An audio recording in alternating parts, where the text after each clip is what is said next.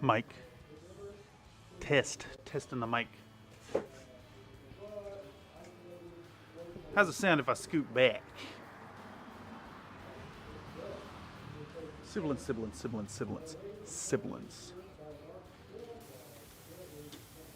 Sounds alright to me. Could actually maybe boost the mic a bit. Let's try it right there. This is me talking normally, real close to the mic and stuff. Alright, sounds okay to me. Let's kick this on over. And transition in.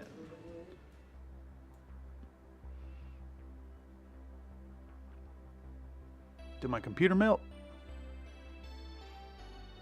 No? Music's running? Yeah. Sounds alright. Well, howdy folks, and welcome back to another Workflow live stream. It's been a minute since we've done one of these. Heck, well over a month actually. Last one was the Armored Core video, and that one kind of left me real burnt out.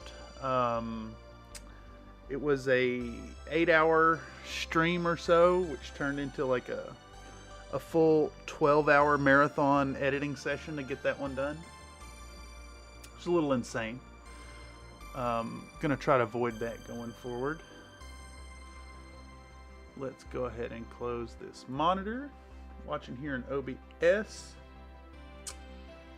Okay, so we're working on the Hunch the Gunch, the big Hunchback video today. I haven't got much done. I've got a bit done. Also, let me take a moment and apologize if any audio from the outdoors comes in through the mic. I got a crazy psychopath homeless person screaming outside for the last 4 hours, nonstop. And I hope that's not coming through on the mic, but you may have to suffer through it just as I am having to suffer through it. Anyhow, hope y'all are doing well. This is the Workflow live stream where we get work done in Premiere. This is a place where y'all can come in and drop your 2 cents as to the production, as to what's going on, give me ideas. It's an open forum for asking questions and whatnot.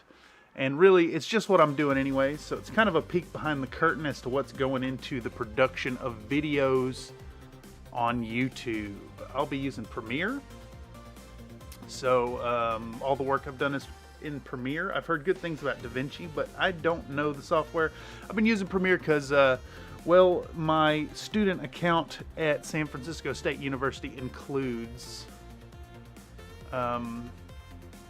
Premiere, includes all the Adobe suite. So I'm going to take advantage and use it while I can.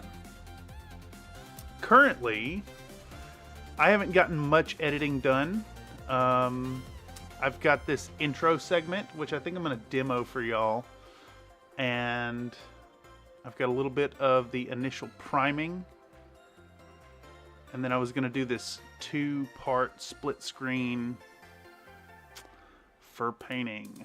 I'm also going to try and stay on target and stay focused, but this psycho lady going off is just really distracting me. She's a problem. She's in my neighborhood screaming like this probably 5 days a week. And there's nothing anyone can do about it. It's great. Good stuff. Maybe she should smoke some crack about it. Anyhow, let's pull this up and kind of show what's going on here. I have my windows open because it's hot as hell in San Francisco and my building does not have air conditioning. So I have to leave my windows open 24/7 as of late, which means all the traffic noise and all the psycho homeless people will be coming through. Uh-oh. What's going on here? I just saw a drop frame or 2. No? Okay. Working all right. Looks like everything's running all right. Hopefully it stays that way. I would not be surprised if Comcast drops as they're wont to do. Anyhow, yeah, it looks like I'm dropping frames. Let's see what the OBS is saying. Okay. Well, if any of you are here live and see a delay, let me know in the comments or the chat, and I'll do what I can about it. Anyhow, this here that we're looking at is my folder full of the Hunchback videos. Currently, we're looking at, where is my Premiere? We're currently looking at a good lot of them here. So there's 6, 10, 14, 16 videos that have gone into this intro segment. So I just cut all that down. And then we've got a good set here that are like the priming. So we got this priming sequence. And then I'm thinking what we're going to do is the priming sequence and then like a brief paint up of these cat girls as I worked on the stream. And that's going to put us at, let's see what the last one is, 204830, which is going to put us where? 204. I don't see it. There it is. Okay. So we're from here to here through with the videos. So that leaves us, you know, a ton of stuff to go through. But ideally, what we're going to show is sequentially what I worked on in the live streams while painting on the Hunchback, and try to give enough time to each segment to make it cohesive and produce a final project. So really, I don't go into my projects with much in mind. I don't go into these projects with a plan. I just have a bunch of footage that I want to cut down and get working, and that's what we do. So anyhow, currently we're sitting at, I've got this 3-minute intro segment. I'm thinking right afterwards will be the talking head, and then the intro segment, and then we cut into priming as usual, which the first thing that got primed up was the cat girls. I guess I did the Hunchback at the same time. Okay. So anyhow, where we are currently, I've got this 2-panel divider. Hello, Peganeko. I am not a Chad Premiere Pro user.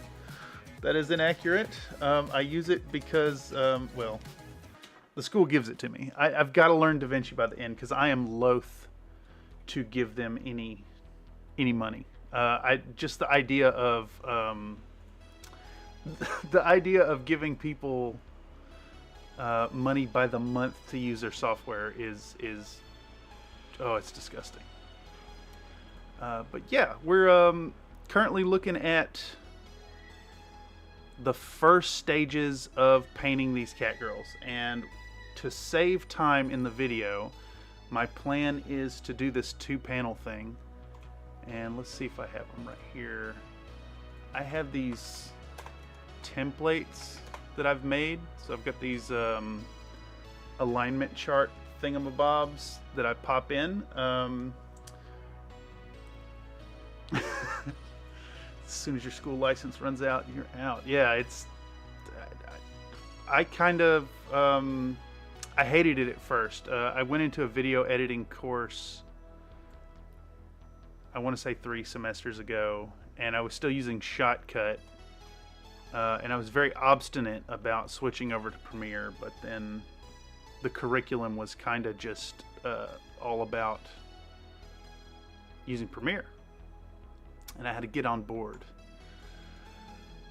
Okay, what are we looking at here? We've got 2 videos. I think this one... Yeah, this one where we're putting on the hardened leather speed paint is edited already, so we're gonna start positioning these ones over here. And I think I've got to do a crop as well. Let me zoom in on this. 100%. Does this one already have a crop? It does have a crop. Let's reduce this opacity even further. 25% maybe. And by reducing that opacity, I can see there's a little bit in between that I want to get rid of. So I want to edit this where I have a black line in between the 2 videos, and I can see there's a little overlap here, so we're gonna pop on into the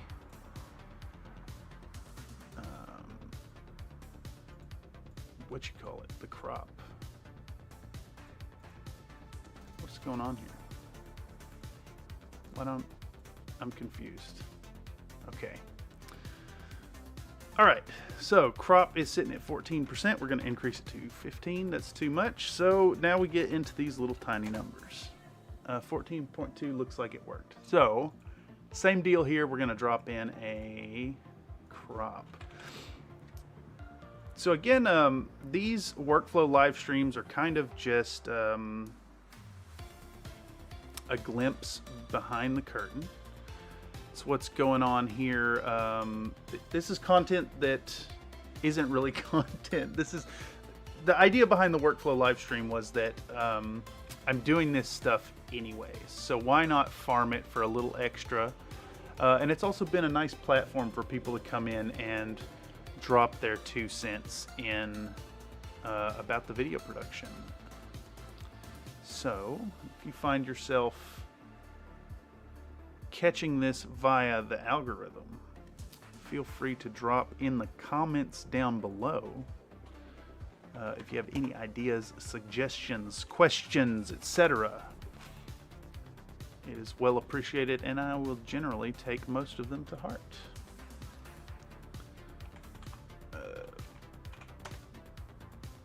So, for now, it's a bunch of formatting.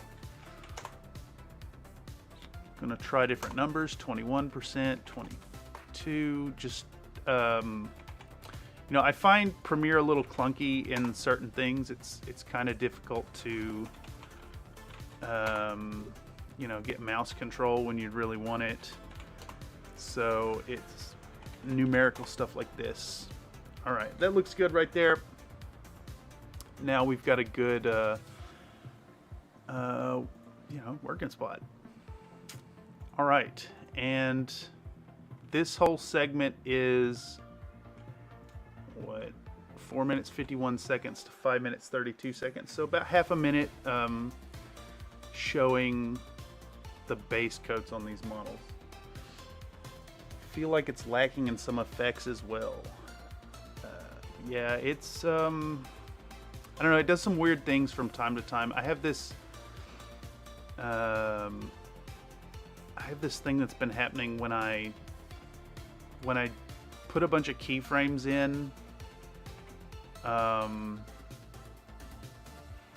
Whenever I put a bunch of keyframes in and create motion,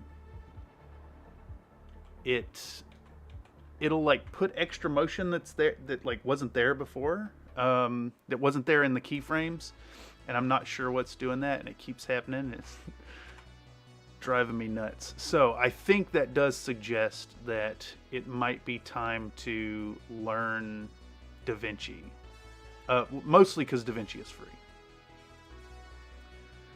So now we've taken, which one is this? This is the hardened leather, which I was using for like the armor plates on these. So we're gonna keep the hardened leather sequences in the left frame. Nico says, yes, I get that too. Isn't it weird, right? Like, why does it do that? I found when it happens, like, I'll have everything satisfactorily done, and then have to go back and like insert a keyframe every 2 frames to get it to function properly. It's maddening, and it's not intuitive as to why it's happening. Okay, back on stuff here. Millennium Mono Mayhem, welcome. Hello, I also Premiere Pro and kinda hate it. It is a nightmare at times. It just, it kinda, it's crazy because, you know, it's powerful. There's stuff it can do great, and there's stuff that it just doesn't do right. Comes up with some weird paths between the keyframes. Yes, I am so glad to know that I'm not the only one out there experiencing this. Well, if y'all are here, let me see if I can't. Let me demo what I have. Premiere Pro haters chat now. Yes, yes it is. Let's see if I can't pop in a. What's the best way to do this? I'll delete this, add a playlist, add file. So I have a demo of the intro sequence that I'm doing that I can play. Is that gonna work? Let's see. It looks like it might work. Let's turn this off. Let's make sure I can see what's going on. How do I get my video URL? Paste it. All right, let's see if it goes.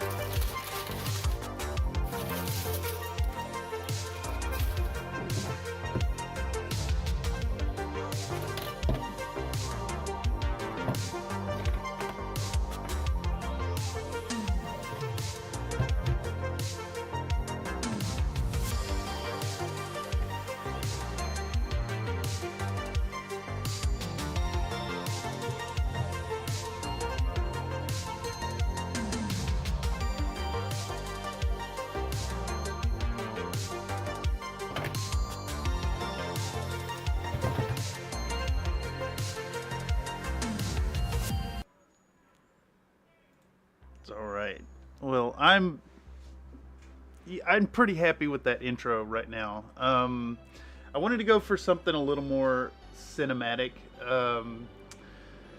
and I'm kind of thinking it might be a little over the top, honestly, but this is a big project. It's a I don't know. It's been built up really big, and it's big in scale. So I think I'm going to go for it. I'm going to sit with it. Hopefully the analytics aren't too unkind to me, because that is what, like a 3-minute intro, and then we're probably going to cut from there into like I'm thinking maybe like a quick flash, few shots of the finished project to keep people on board, and then we'll do the talking head, jumping into what from there, the normal intro, and then cut into the production. Maybe some of the credits weren't necessary, but the footage is cool to look at. Yeah, they're absolutely unnecessary, and I end up just fill in with some of the stuff, like the in-universe details and whatnot. But that, just the printing and assembly of it was what, 16 videos, 15 videos, 15 clips. So I wanted to not waste all the footage. If anything, you could cut it down in length and still include the same amount of credits. Yeah, I think you're right. If I could find a good spot in this, in the song to get a cut point, I think it could work. Speed up some of the footage if you want to use it all. It's already cut down to, how long are each of these segments? They are 10-second long clips. I mean, just cutting like 2 seconds off of each one would net a lot of time back. It is definitely self-indulgent.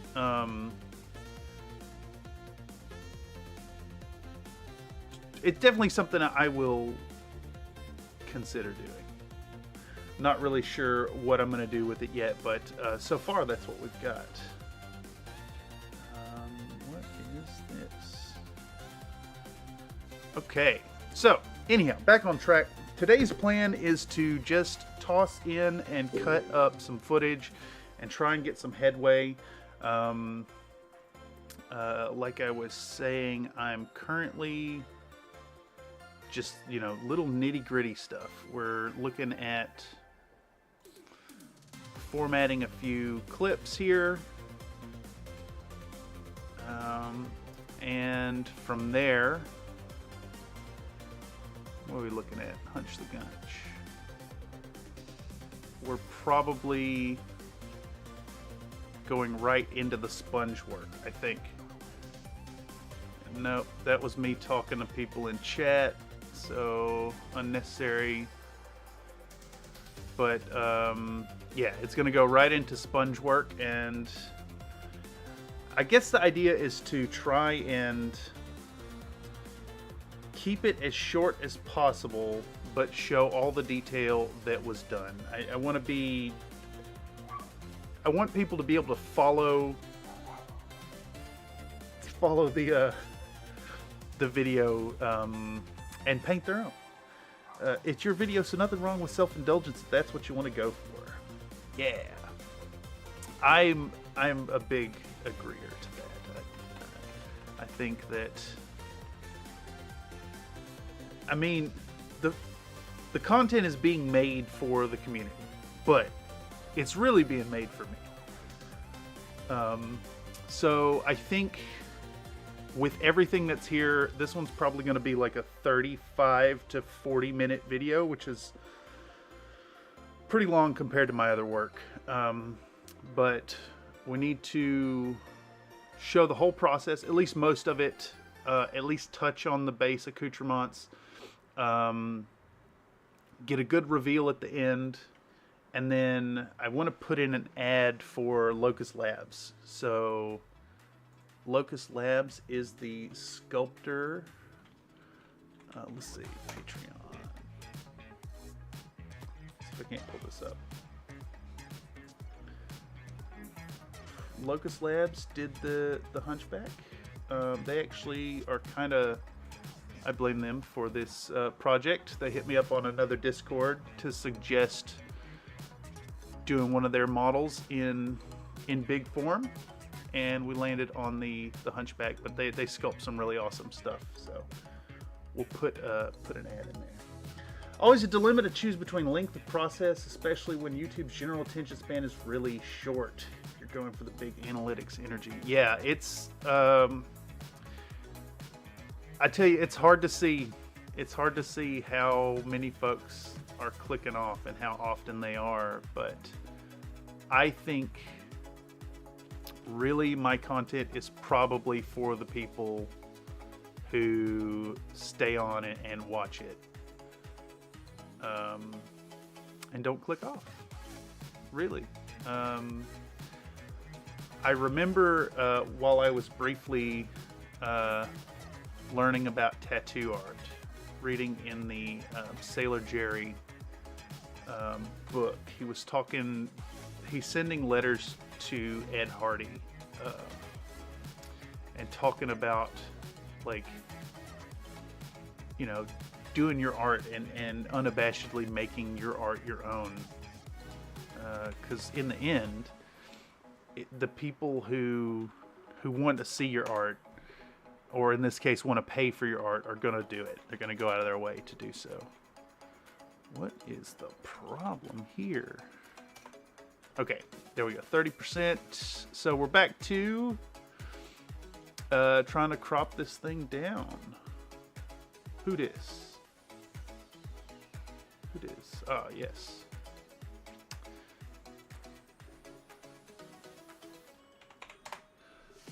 Okay, so we're in the nitty-gritty of trying to get this correct. It'd be nice if this was a little easier to do,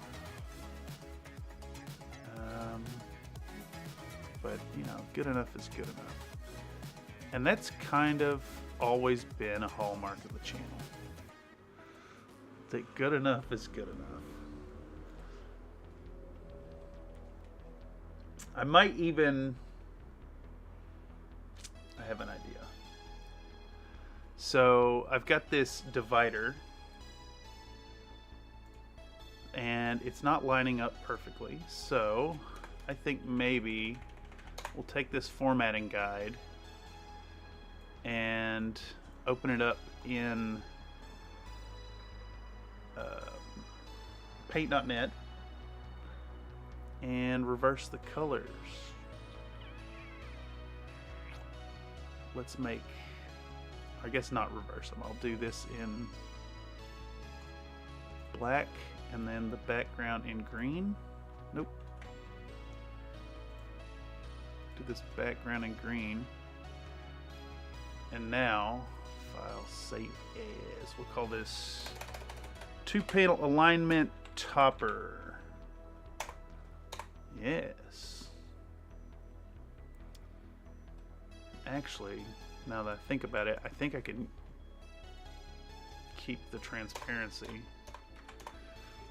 So, I apologize, I'm a little chaotic here, but what I'm thinking is, so between these two scenes, I can't quite get the divider between these two perfect. So what I'll do is I'll get it close enough, and then I'll layer this transparent PNG over top. In fact, let me go ahead and import that from my assets folder.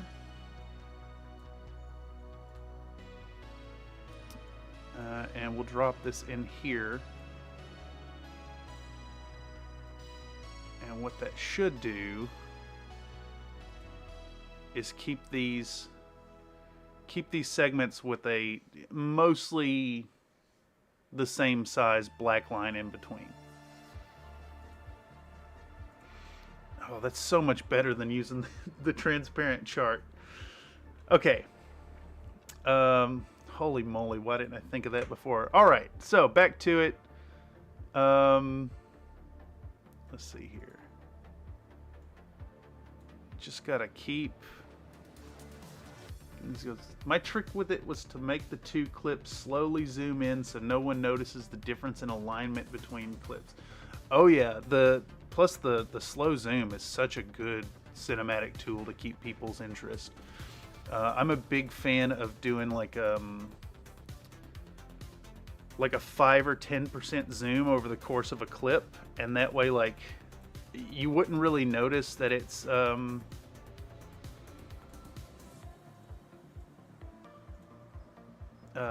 changing, but like there's something there. It hits you on a subconscious level to stay focused on it. Okay, this is the wrong one. We're gonna move this top piece to the left. Oops. I might have to do that here. Well, I think these clips are a little too short for it actually, but it's wild how folks who just consume the content wouldn't necessarily know what all's going into these things to make it happen. I kind of take it for granted a little bit because I had that I had 2 semesters of a video art course, which I hated at first. I hated it so much. It was like the course was called video art, but it was really just like how to use Premiere Pro. Evidently SFSU has this whole agreement, this deal with both Adobe and Apple. So like all the computers are Macs and all the software is Adobe, and I hate it because I am not an Adobe nor a Mac user.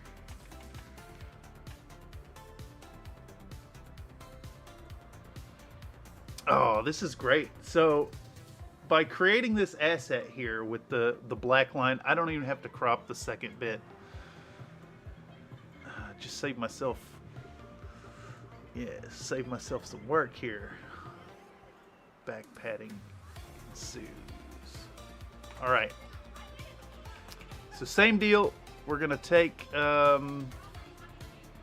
just get these things correct.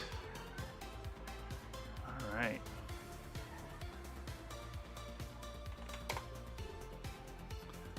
And if any of you catch this via the algorithm or looking back and are interested in what's going on here in Premiere, what I've done is I've gone into the effects panel and I've dropped a crop transform onto the clip down here, and I am numerically changing the percentage here on this effect controls panel to slowly get this this crop correct and in spot. God, this is relatable. Yeah, it's I'm not sure what inspired the original workflow live stream, but it's just like at some point I figured I'm doing all this crap anyways. It might as well try to turn it and farm it in for not only for more content, but a place for people to come in and have questions and comments and maybe even affect what's going on directly, and also to provide a place for people to get a glimpse into the type of work that's going on and how much work is going on. Throughout high school and uni, we've used mainly Adobe software, and honestly, it's working. I'm so bought into the Adobe ecosystem now, it'll be hella hard to get out. Yeah, and then that's how they get you. So I'm in a photography course this semester, and it's the same deal. It's really just how to edit photos in Lightroom. And come to find out, Adobe kind of rebranded or remade their Lightroom software, so Lightroom Classic is now Lightroom, and the new Lightroom is cloud only. So if you're working in there and you want to keep your pictures, you gotta, you know, pay them that money. Okay, so currently we have gone up through video 204830, which is going to put us in here somewhere, right here. So what's 212955? This is the skin on the models, and I ended up not liking what I've done there. So we're just going to skip that video. And then this was, I'm pulling out a piece of sponge, and then I got distracted by the stream. Yeah.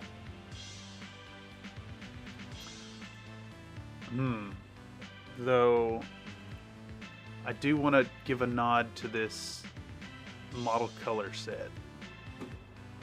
So that's 181052. We're going to dump that in here.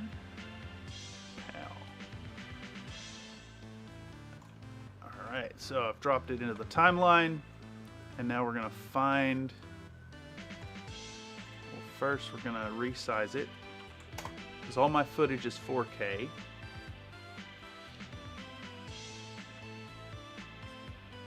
Dang Lightroom, don't get me started. I used to work as a photographer law. You know, that, I had a sneaking suspicion, to be honest, looking at your studio shots, looking at your, your beautiful shots of your models. It definitely sets a bar that I would like to aspire to myself. I need to improve the lights and the photography setup I have.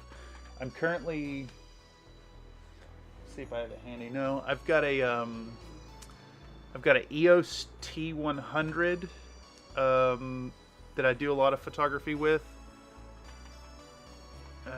And I want to upgrade it. I'm thinking of going with a M50 Mark II.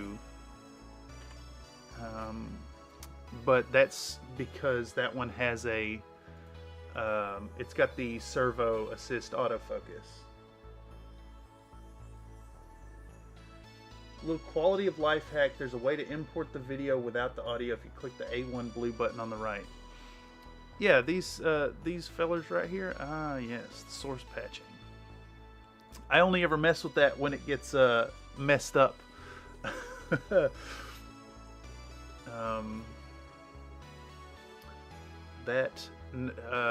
You know, it never even crossed my mind to disable the audio patching before importing the video. I just have had the selection unlinked, so I can just delete it right away. But yeah, I mean, with the amount of clips that I'm importing, I think it's worth doing. You know, a second here and there really adds up. Okay, so, alright. I've got this whole scene here where I'm putting this thing on screen. And then, I gotta leave that weird scene in there, right? Perfect. Yeah, the linked selection. So let's just put a clip in. So if I drop this new clip in and it's linked, when you select it, it's going to select the audio and the video track together, and just turning it off lets me select and move things around. So let's say I have I don't know, some clip where I've got like tool sound going in the background. I could just isolate the audio out of it and move it around freely. And then it also tells me how off sync they are. Got a keen eye, but yeah, the photo setup makes it a bit obvious. Oh, I've heard the M50 is good. I use Fujifilm. Okay. I have only ever worked with the with Canon. I think it was my mom who got me turned on to, what was her first camera? Might have been a T3000. Was it 3000D? That might actually be uh, 3000D, EOS 3000D might be the same thing as a T100. You know, it works fine. It records HD footage, but the big limiter and why I've switched to doing everything with the phone, all the footage, is that it doesn't have the servo assisted autofocus, which is huge. Like if you set up to record and then you get that focus dialed in and then you move the model just like that far, it's out of focus. So it's all been, you know, with my phone. I'm recording on a Galaxy Note 9, which has beautiful 4K footage, and then, you know, laser assisted autofocus. All right, how long is this clip? Can I just go self-indulgent with it? No, it's like a minute and a half long.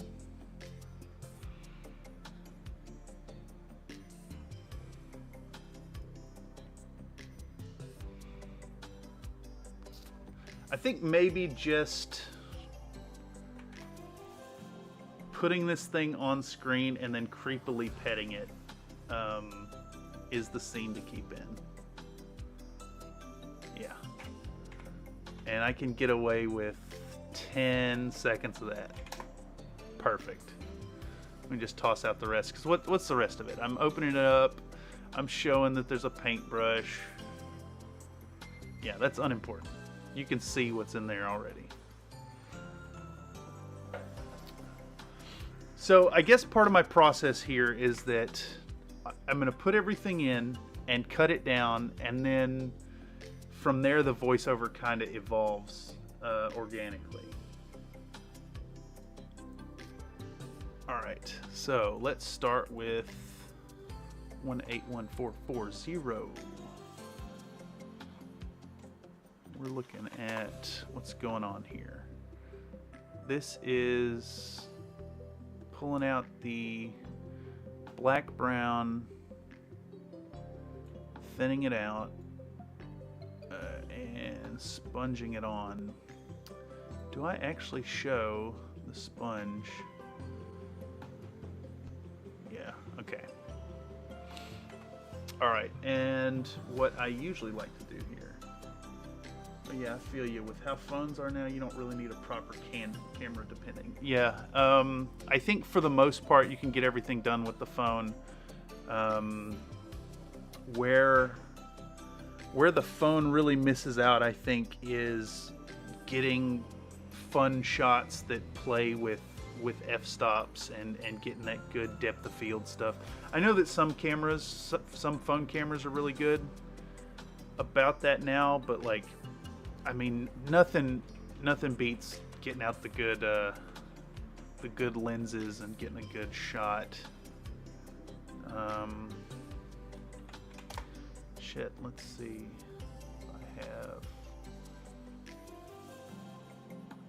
I have a good example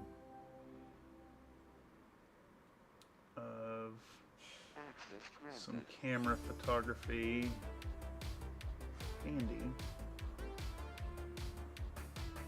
Oh, it's so much to go through though.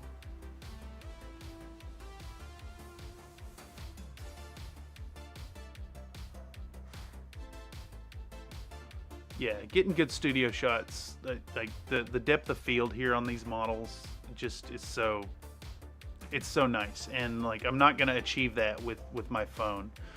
Let's see if I can't pull up the metadata on that. It was, let's see, that is f8 at 55 millimeters. So like fairly shallow depth of field. I think it looks really good, and if I could get some shots, if I could get some good shots like that and start putting them in the videos, in video style, that'd be really good. Bought many fancy lenses. Yeah, it's wild how some of them lenses cost more than the camera itself. I think my favorite, I've got a, I think it's a 75 to 200 millimeter lens with a macro function. So you zoom it all the way in and turn on the macro, and it's just like insanely cool shots. Right up on models. All right, so we're pulling out, what is this? German camouflage black brown. We're gonna take 5 seconds of that. Cut that out, pal. Keep this. We show the black brown. We show and establish that it's going onto the wet palette.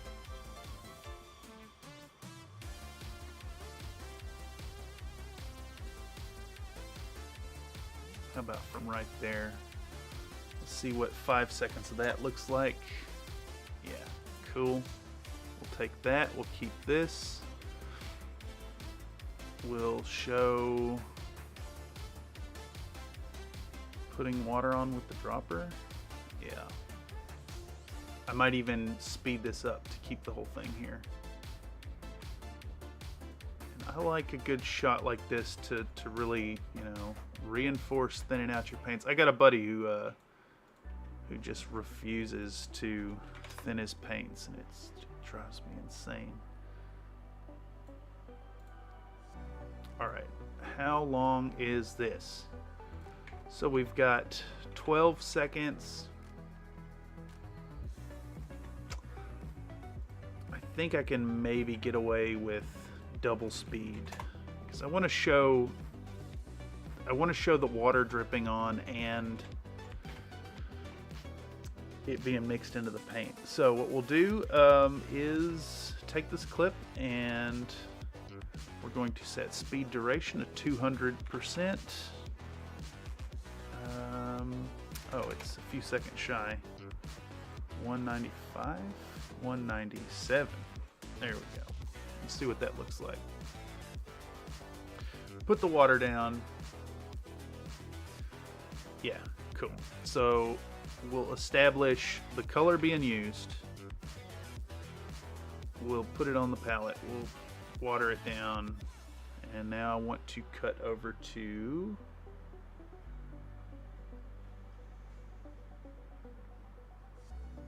pulling out this sponge. Let's find the first frame right there. Cut it out and see what 5 seconds of that looks like. Jump over to 7 minutes and 1 second. Howdy, Big Zayon. Welcome to the Workflow live stream. This is a place where I'm kind of I'm showing what's going on behind the scenes, what goes into video production. Also serving as a forum for folks to, you know, have a place to offer their 2 cents as to what's going on, as to what, if they have questions, if they have comments, suggestions, stuff they want to see in the video, etc. It's really a slow pace stream, not quite as exciting as the painting, but it's still something going on. Big Sam, I dig it. I've always wanted to do some bat rep videos, but learning editing is daunting. I definitely take a lot of stuff for granted here, but I do try to kind of talk about the process and what's going on, and what I'm thinking about and what I'm actively doing. So right now I've got this long clip here it's a video where I got out the paint and I start doing some sponge stuff. Did I switch to a paintbrush here? So I was just establishing that I'm doing sponge work, and I have switched to a paintbrush. Oh my goodness. Okay. I may have to just take out this whole section right here. Let's get rid of that. Okay, so with this clip, what I'm going to try to do is break down this. How long is this? This is a 5 minute and 20 second long clip. I'm going to try to break it down into like 25 seconds, 30 seconds to show the color, putting it out on the palette, adding some water, and then applying it to the model. And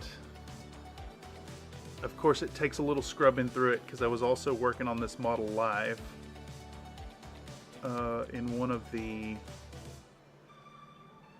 live stream issues episodes. Yeah. Alright. Okay, I want to show that. So we'll find the first frame where I'm moving it on camera. Take the razor blade tool, slice it off. 11 seconds in. Or 5 seconds forward. Okay. Grab this. Delete that. And then,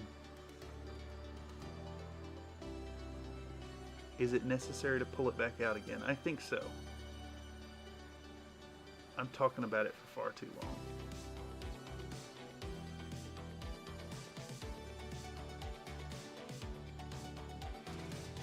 Alright.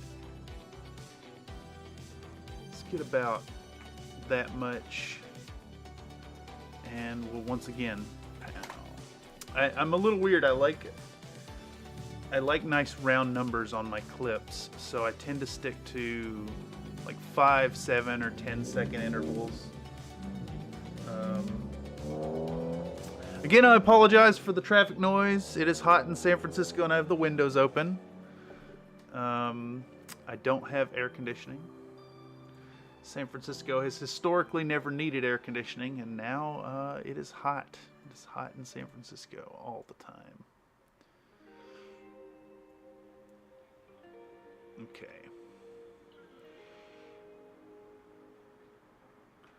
Let's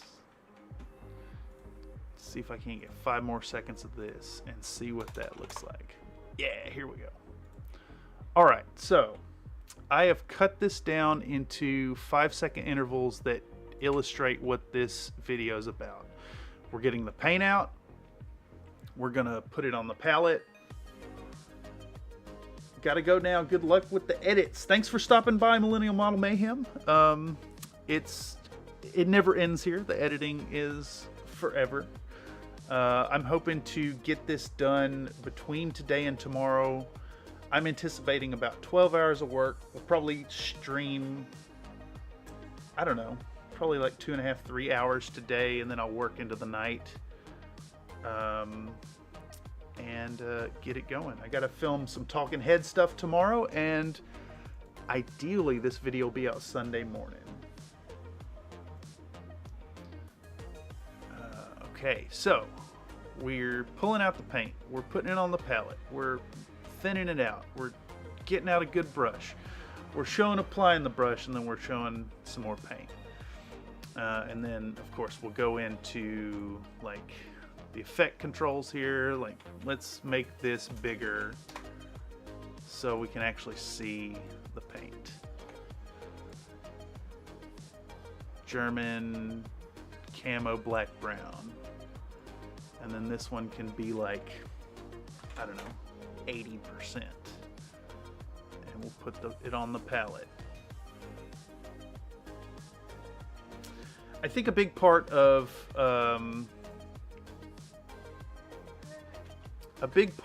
doing these edits is just like making a decision and going with it. Just you know, sticking with the flow.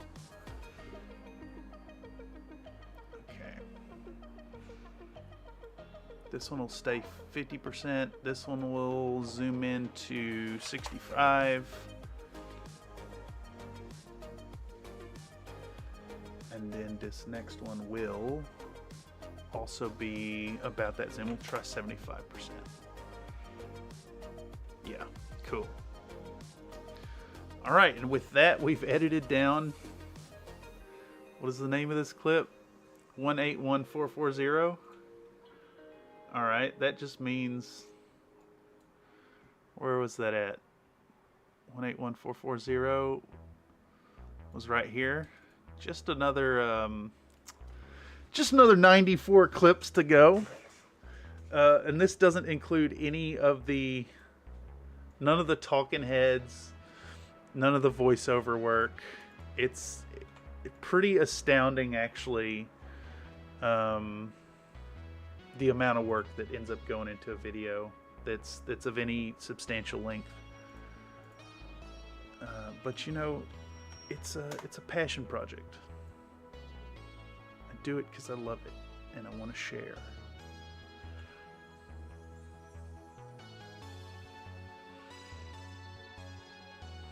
What do we do with this one? I think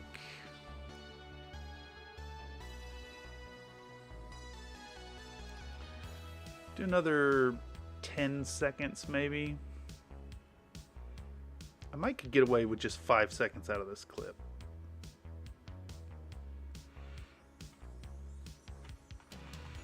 Let's start right here. We'll do two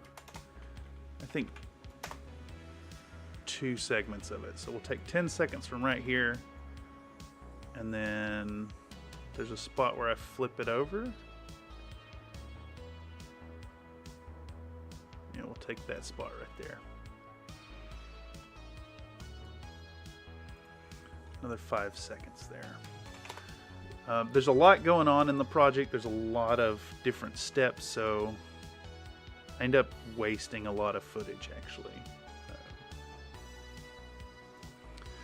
by doing these 5-second clips. But I want to try to show everything as best I can help it. Let's go 65% zoom there. 75. We'll go 65 here.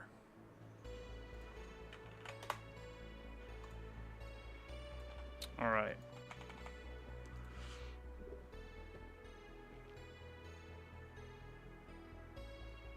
Show the paint. Paint on the palette. Mixing the water. Going into painting. And we'll be looking for the next clip at the same time, which is this one. Okay. Let's see if this is a new color yet. This is a 10-minute video right here.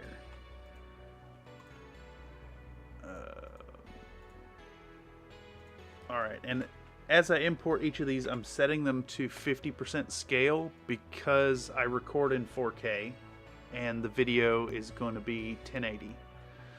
I find that you don't really need more than 1080 for a YouTube video. I know that there's some creators out there doing 4K and stuff, but I don't think it's necessary. Well, howdy, Commander Shepard. Welcome back to another workflow live stream. It's been a hot minute since we've done one, but today I've got to get the work on this Hunchback done. I had planned to release the day after the text talk came out, but I wasn't ready. Also, I kind of didn't want to influence the clicks on the Armored Core video. I wanted to get as much as I could out of that, and this way I'll be releasing a week out. So hopefully get and maintain some algorithmic traction. So currently what we're sitting at is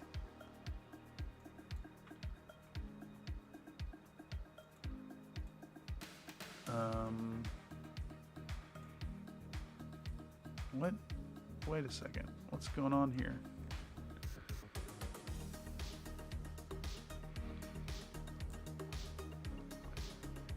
I've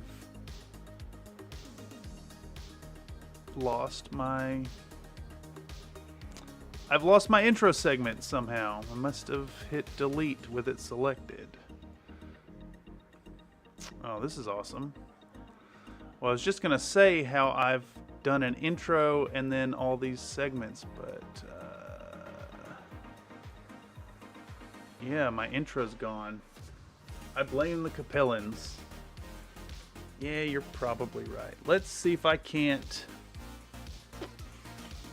Ugh. I'm I'm panicked a little bit here. I've lost 3 minutes of footage from my project. I guess I had it selected at some point when I pressed delete. Cool. How do I... Alright, well, let's look up how to find autosave states Premiere Pro.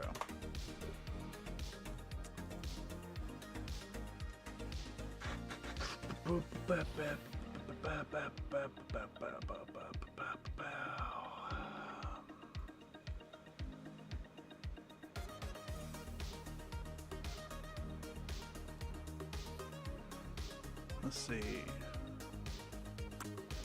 Scratch disk, captured video.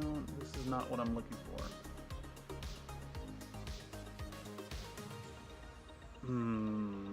Well, this is scuppered. I know. Okay, here we go. Let's see. If I pull up this autosave from 825. Yeah, there we go. I can take all this footage and I can cut it out and I can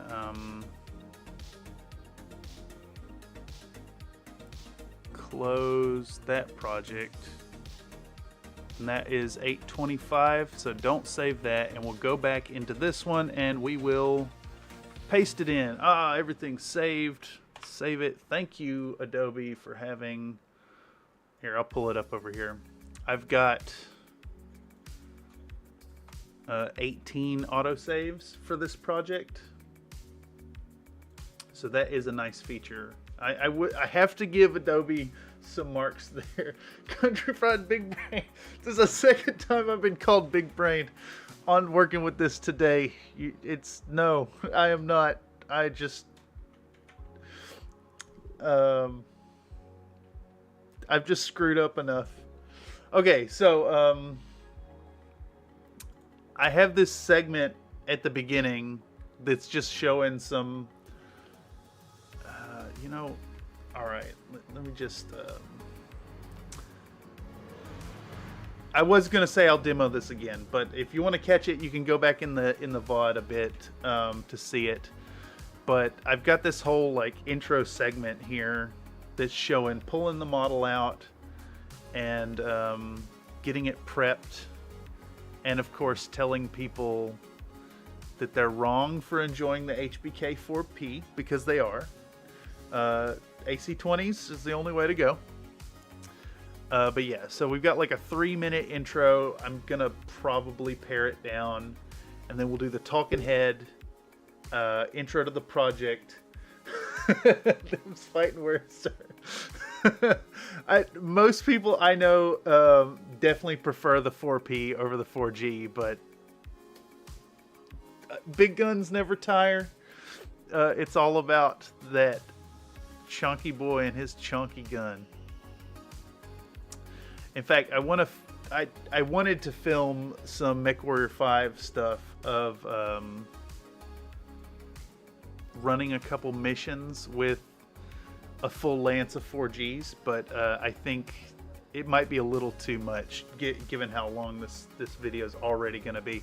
We're looking at like a 35 to 40 minute video realistically to get everything in there.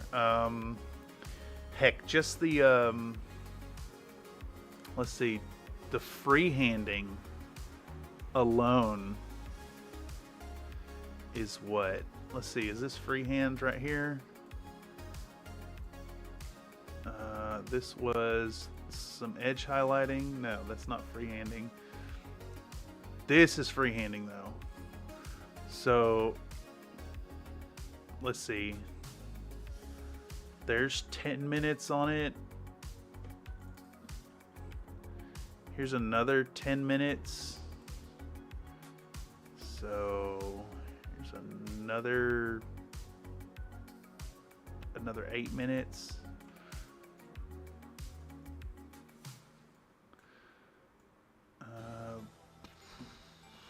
this is about it's 10 minutes. So like what, an hour and a half or so of footage for just the freehanding. So this, I think this segment is going to feature prominently in the video. Probably get 5 or 6 minutes to it. If you're willing, you could always slap them together for a long form painting video. Well, for what it's worth, there are, how many did I do? How many live streams? Let me pull it up right here. So we've got 2, 3, 4, 5. Yeah, 5 hobby hangouts of the big Hunchback project. I think the first one really focused on the cat girls, but there's a solid 14 hours of content of painting the Hunchback. No pressure, Commander Shepard. No pressure to catch up on the painting VODs. We'll be doing some more. I've got a project. I've got a commission I'll be working on, so we'll be hanging out doing some painting on Sunday, I think, around the normal time. I've got to do a Berserker. What is it? BRZ3Z or something. Let's see. Berserker Sarna. It is the BRZ-A3 Berserker. And it's going to be fun. The guy wants it's just one model, and it's going to be painted up in like Norse colors. So it should be a lot of fun, and it should be just a standalone hobby hangout video. But where was I? Okay, so we've got intro segment, we've got priming the models, we've got putting the initial layers on these cat girls, which this section may or may not relocate to somewhere else in the video. But so we've got that. We're showing the colors that are being used, and then we're going to jump into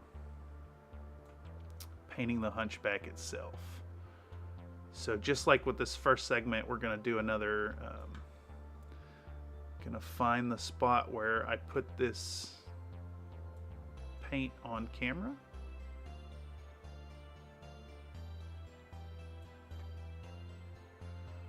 So find the first frame where I'm moving it on. We'll razor blade it off.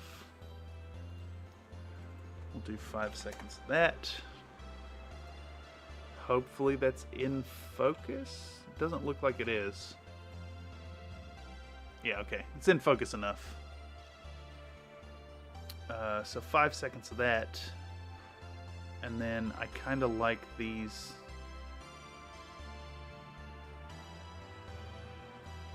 I like these segments where I'm putting the water and mixing it in. I think it's visually interesting.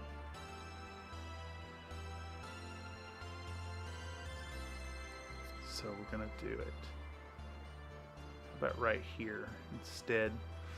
So it's 7 minutes and 6 seconds, so I'll jump forward to 7 minutes 11 seconds, and that way I have a nice 5-second clip.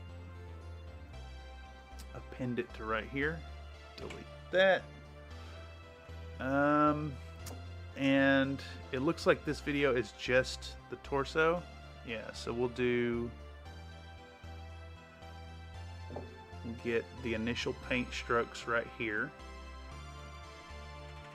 Again, just I like the round numbers, so I'm taking it in 5-second intervals. And of course that, like, you know, I break down a 10-minute video into 20 seconds this way to really show what's going on and what the point is.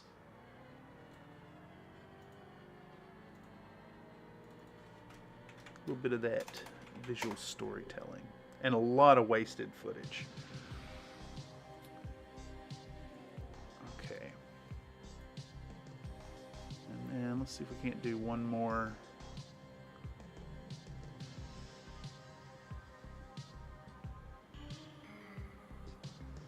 Right there looks pretty good.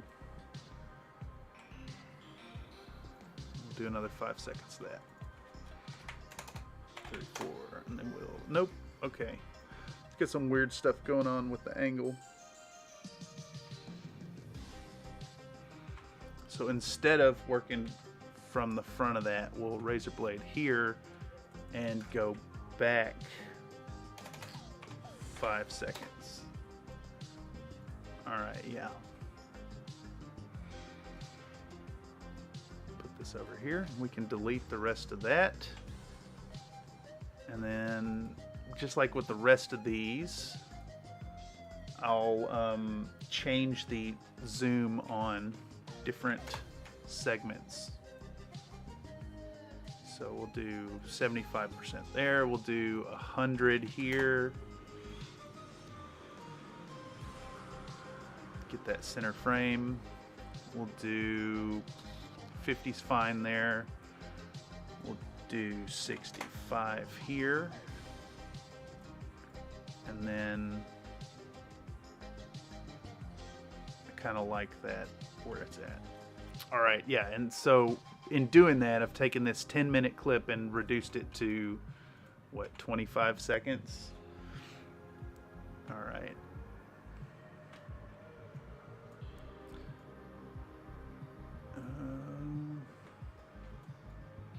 Stick it on there.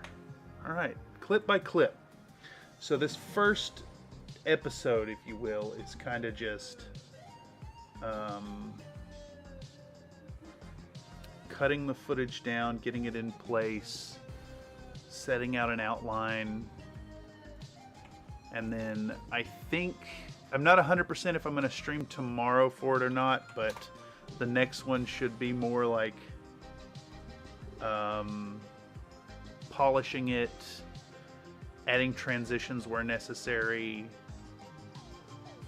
and doing the voiceover. Okay. This is more of the same color, so we'll just do, I think maybe another 10 seconds of it.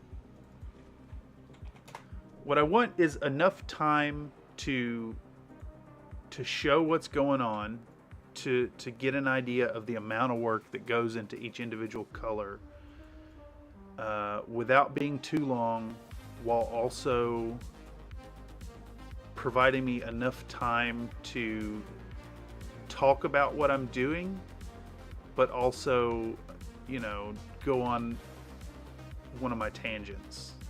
If I decide to start rambling about something in the video, I need to have enough leeway to do that. Like the whole rant about Lunchables in the Marauder video happened because my buddy said, that looks like a pizza. So I got him to say the whole I'm making pizza thing, and then, you know, the rest is history. Okay, so we've added 10 more seconds to it. Little self-indulgent, but hey, that's what it's all about. Indulging in the self. It's a little out of focus. Let's do this one at 75, I think. All right, so what color was this? This is the beige brown? Beige brown. And the name of that clip is 192507. We'll hop on to the next one. Make sure to save. And we're gonna dump in 193123. What is our next color? First, we will affect controls. We will set it to scale 50.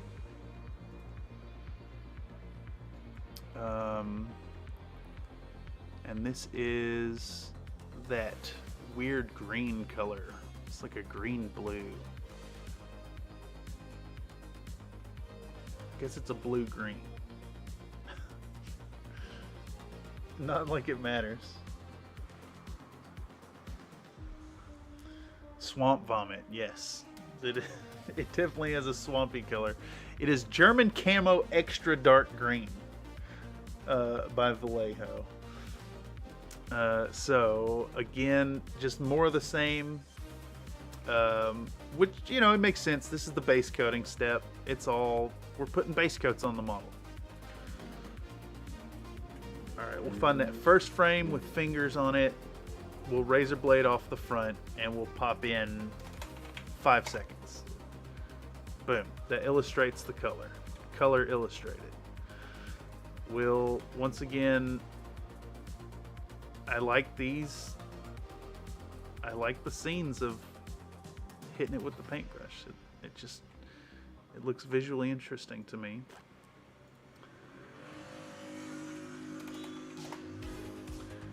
And we're gonna use it. It's actually a case to be made for that. So I'm in a, it's called Professional Development. It's a course for my Fine Arts bachelor's degree. And it kind of focuses on developing a professional presence as an artist. So talking about your portfolio and your work, and like making sure you have an artist statement, like a website, all kinds of stuff.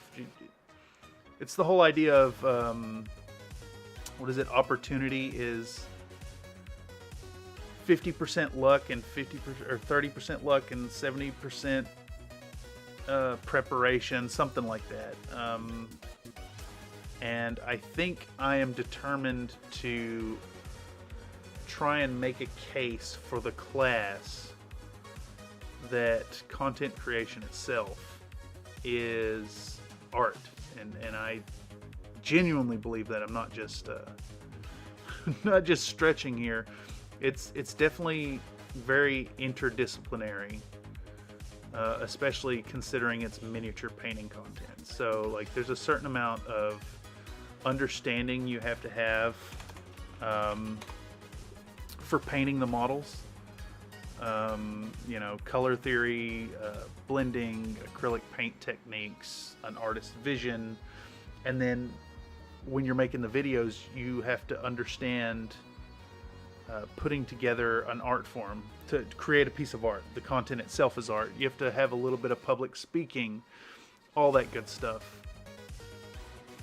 So yeah, I'm hoping to work with the professor to build a portfolio based on my video art rather than like, you know, generic studio stuff. Like I could do some paintings and drawings. I'm a fairly competent artist, but I don't have a body of work that would go well in a gallery setting.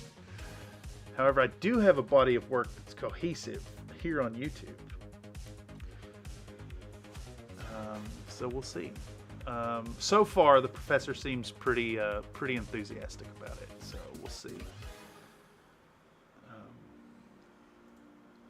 Funny enough, video production is definitely an art form. Get it, dude? Yeah. There's also a program at the college. I think it's called CE.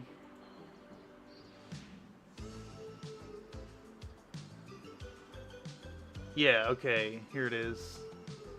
The credit for prior experiential learning. So it used to be called CEEL, credit by evaluation for experiential learning, CEEL 300. So the idea is if you're going after a fine arts degree and you have a solid body of work that is involved, that requires, you know, disciplines and work and whatnot, you can make a case to the department and put forth a like a business proposal style assertion that like my YouTube project is worth 3 college credit hours and this is why, and then you put together the portfolio, and I could potentially end up with some more, you know, free credit hours towards my degree, which would be awesome. I've only got 1 semester left. It's kind of mind-blowing to not only have started back in college in my 30s, but like actually be approaching the end of this bachelor's degree. Not that it's going to do me any good, because quite frankly it's not. But I've got to do some cool stuff, which is really awesome. So I guess for that, I don't recommend going to college and getting in debt. But I do recommend taking classes if there's an opportunity out there to get them free of charge. I don't know if other places do it, but like the City College of San Francisco, for instance, has a free tuition program for residents of the city. Oops. Just messed that up. Where was that at? Okay.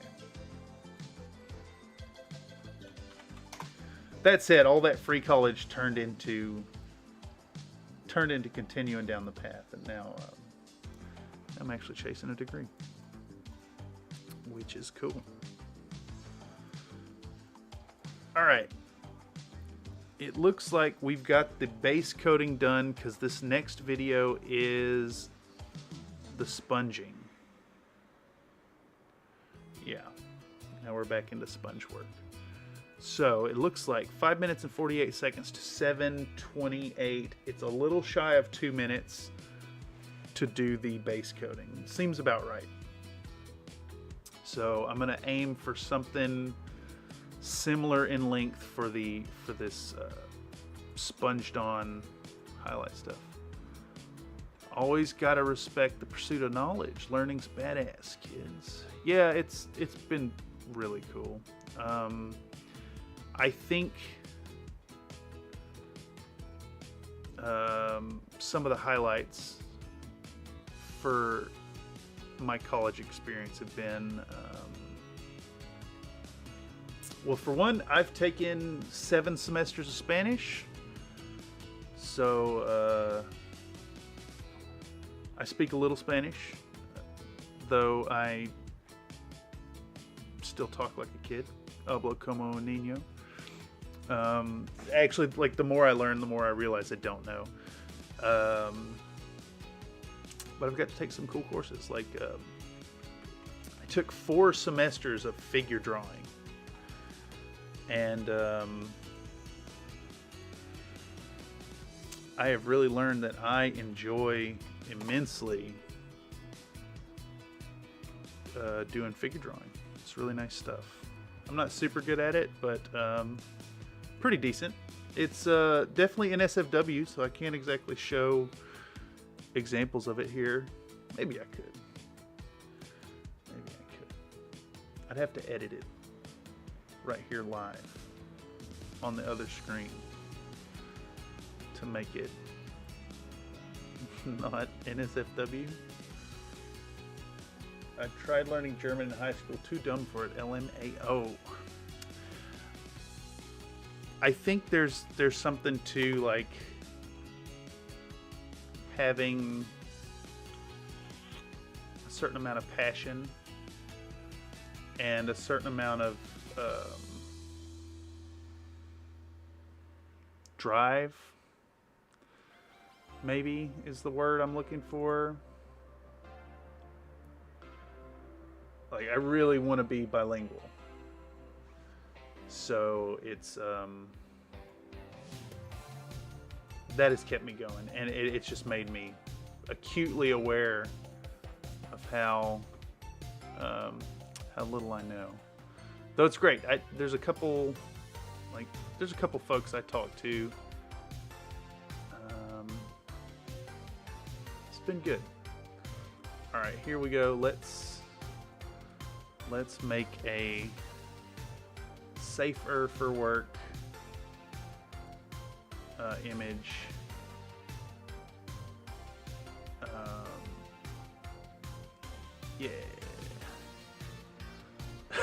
Oh, good Lord.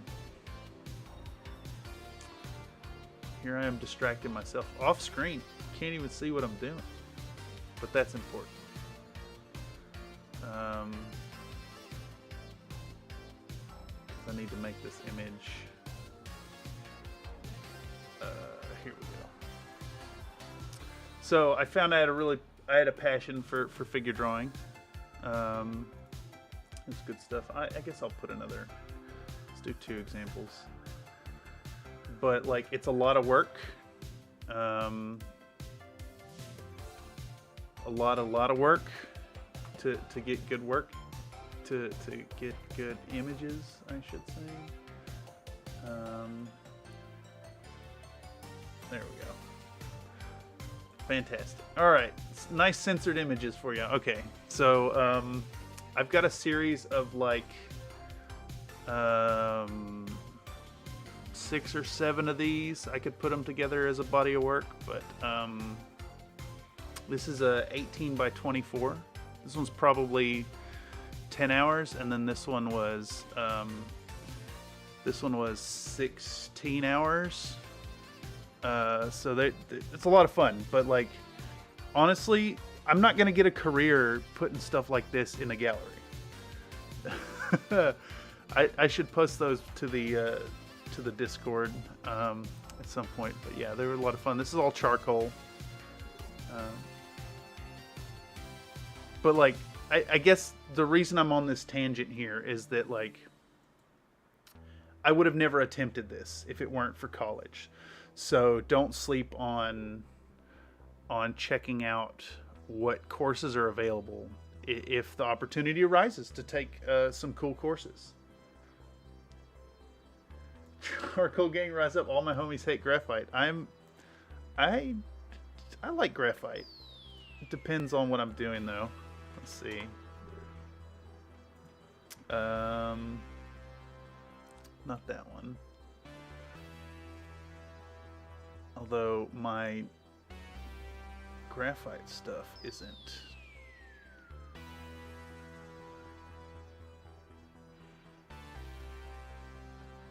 Here we go. This is some graphite work right here. Well, mostly graphite. It's outlined with Sharpie, but anyhow, I guess what I'm getting at again is like, art is a really cool thing to explore, and if you can take some free classes and pursue an education while getting to draw pretty pictures, or like if you're not much of an artist learning to draw pretty pictures, it's pretty damn cool experience. And I highly recommend, especially if you can get, like I said, a free tuition type setup. I think my hometown does it at the community college there for like high school graduates if they go within 5 years or something. It's been really enriching. It's also been really debt producing at this point, because I didn't just do the free college stuff, but you know, education's cool, man. Anyhow, not to humble brag on the stream. I just use it to do a mild humble brag while also showing a point.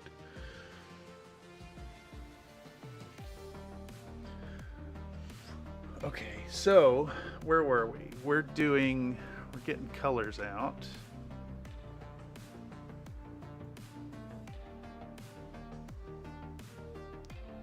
Wait a second.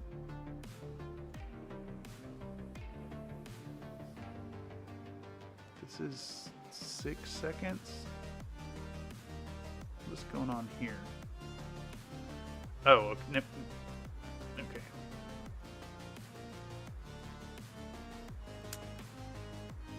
Here we go. Who's messaging me? Got a message. Can't click on it right now. All right. We've done the base coat. Now we're going into sponging. And I want to say that the sponging work goes, let's see what the name of this, 202634. Where's our 202634? It's right here. Sponging goes through a lot of this. I realize I'm recalling now during one of the streams I swapped to metallics.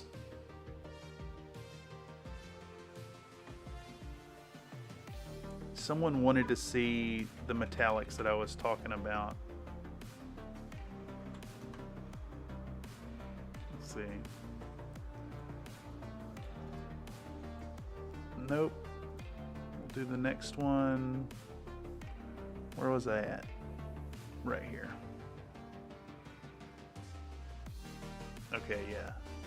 So there's 2 videos of sponging the brown.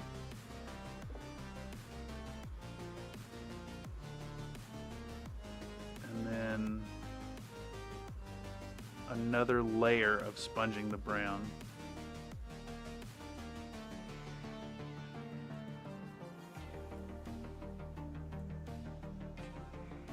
Okay, yeah. All right, so we've got 1, 2, 3, 4 videos, actually 3 of them, of sponging this on. And we'll do the same thing. We'll kind of reduce it to like 20, 30 seconds.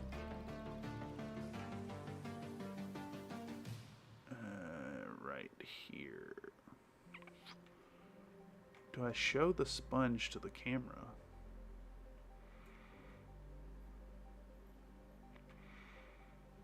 Gotta get that. All right. 5 seconds. And then we'll do 5 seconds again. Excuse me. Burping up my lunch here. All right. So, at this point, we're just establishing the process of getting this done. This is a video about painting a big model, more so than it is a model about painting a hunchback. But it's going to be presented as a model on painting a hunchback. But really, it's more of the same. It's taking these videos that are like 10 minutes long and breaking them down to 30-second clips. Scrubbing through them, trying to find good spots that look visually interesting. That looks great. I'm not actually showing much of what's happening on the model surface, but I'm showing the action of how it's achieved. So, bow, poignant, we'll grab it. 5 seconds there.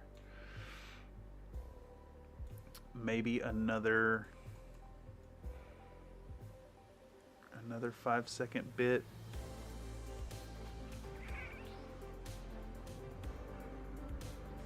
On the arm, right here.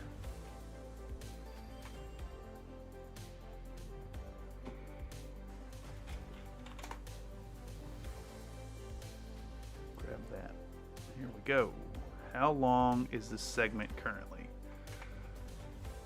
It's 30 seconds. Alright, so that's 10 minutes reduced to 30 seconds. Good stuff. Making headway. Only 88 more clips to go. Dig it. Where are we sitting at right now? We're about an hour and a half in. Not too bad. Making decent time. So that was 202634. That is the first clip of sponging. And now we'll take 203529. Start out by reducing it to 50%.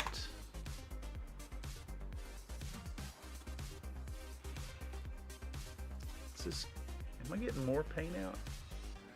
I wonder why I started it right there. I'd have to go back and watch the stream to see why that started the way it did. This one is nothing. We can get rid of that. Pow.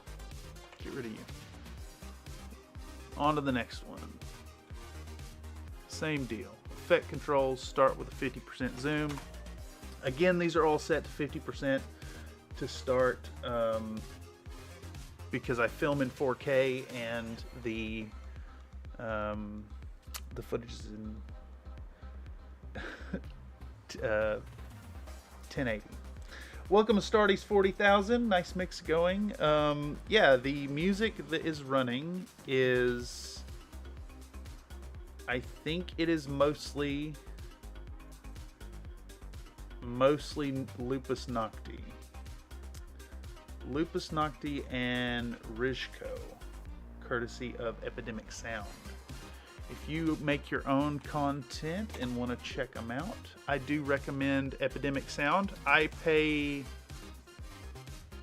want to say it's $15 a month. It's a little expensive, but you get the license to so much music, and you can, search by artist or genre or mood, a whole lot of qualifiers. But yeah, I use Lupus Nocti for a lot of the tracks. Looks like I've even got some more that I haven't downloaded yet. And then the other one is Rizko. So it's good stuff. Big recommend Epidemic Sound. Not a sponsor, but man, the sound library that they have is crazy. Here, let me even, if I pull up my assets folder, let's see. I've got 246 songs I've downloaded at this point that are all, licensed to use on the YouTube channel due to paying for them. So it's good stuff. Big recommend.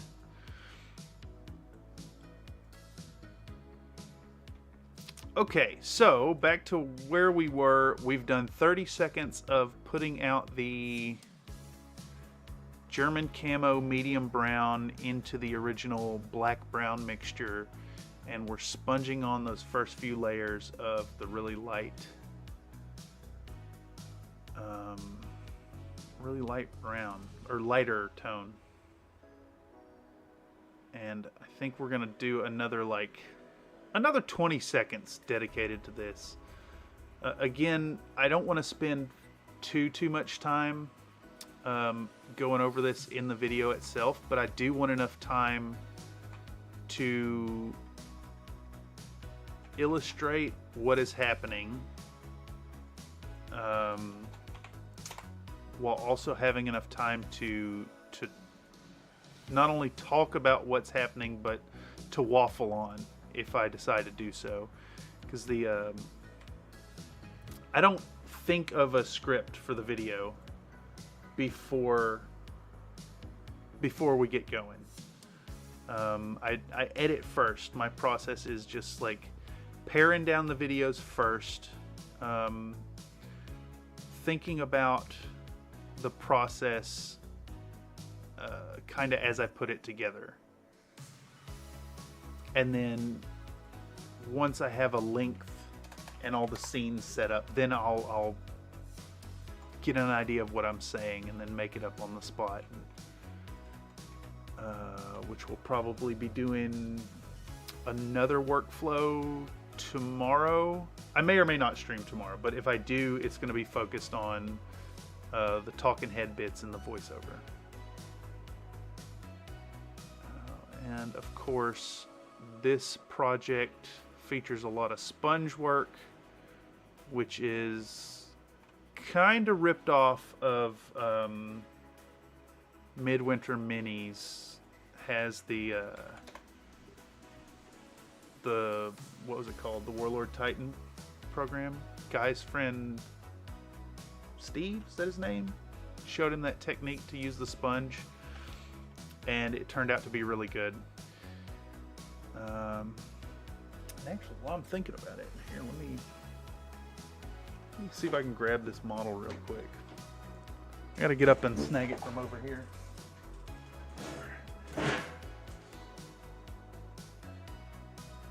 So, this guy, I don't think the camera's really gonna show it too well. Let's see. What are we looking for? Full screen webcam. Transition in. So this thing turned out to be huge. So just to give you a real idea of the scale of this thing, here is my. This is the 28mm Hunchback from the Hunchback video, or not the Hunchback, the Urban Mech. So the Urban Mech in 28mm is much smaller than this, and I'm holding this prop up to show the size, in that to really reinforce that this sponging effect works really well on in this scale. So if you're working on something really big, like let's say you're working on, if you play 40K, you're working on a Night Titan or a proper Titan, or you've got like one of those really big Gundam scales, the 1/100 Gundams. This sponging technique works really well. It creates like a subtle variation in the color that looks super nice, and I think it would be kind of lost on smaller models. They're fighting in front of a frontline mech. They're kind of boned. Yeah, I like to think that they are plucky underdogs.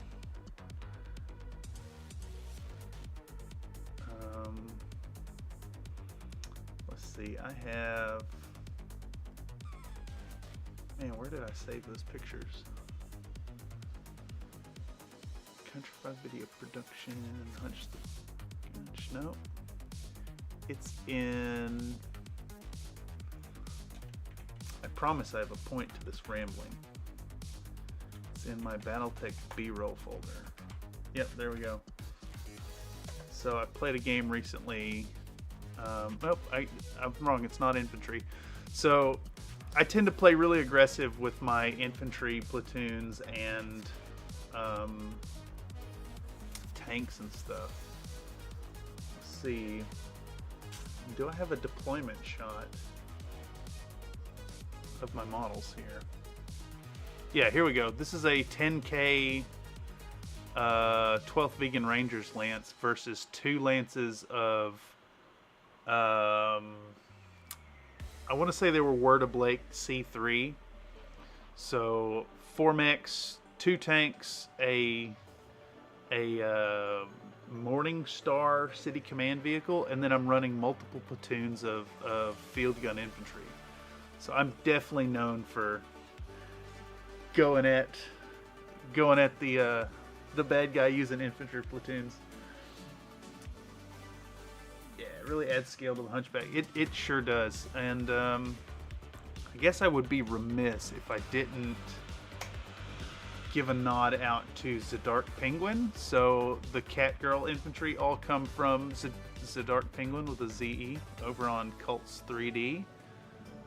They are the Winter Guard Blizzard Corps, and big recommend. Good models, nice detail, they print out nicely. $15 gets you, here, let's do full screen. You're getting, what is it, 6-7 poses? You're getting a bunch of poses with 3 different helmet options. And this is just the, what's the unit with the hotshot las guns? Are they just veterans? But you're getting the troops, the sergeants, the special weapons, right? So it's like the sniper, the plasma gun, the melta gun, grenade launcher, etc. This guy has enough stuff to do a full, basically a full Imperial Guard force. So you got the Scout Sentinel, Kasrkins, Tempestus Science. Oh, that's what they become. I remember Kasrkins from back in the day. And Stormtroopers, yeah, see, I feel you there, Astartes 40K. That's, I more or less refuse to call them, what is it now? Astra Militarum. It's Imperial Guard forever to me. But I've got a Space Marine army and I've got a Tau army, and I haven't played in 2 editions.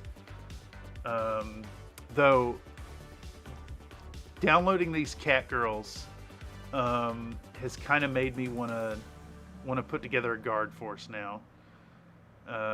This producer has enough to do your regular line troops, your veterans, the stormtroopers, I mean, all the heavy weapons, the Sentinel, and he's even got a main battle tank that looks like a, what is it, a T-34 with the big turret.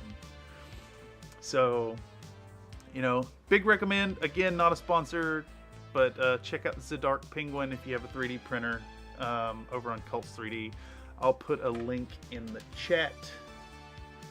Pow. Let's see. Cat Girl Imperial Guard. I have yet to try the new edition. I've actually been wanting to play. Shit, I don't see it. I got my rule book floating around here somewhere.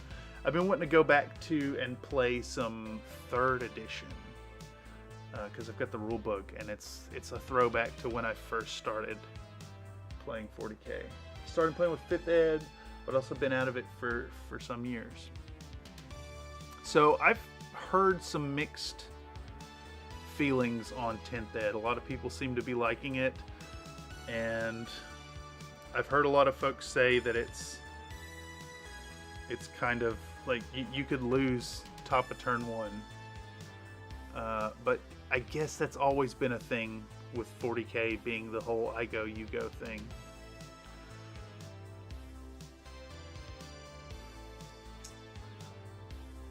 I haven't played in years now, myself either. It's been, like I said, 2 whole editions have gone by since the last time I played.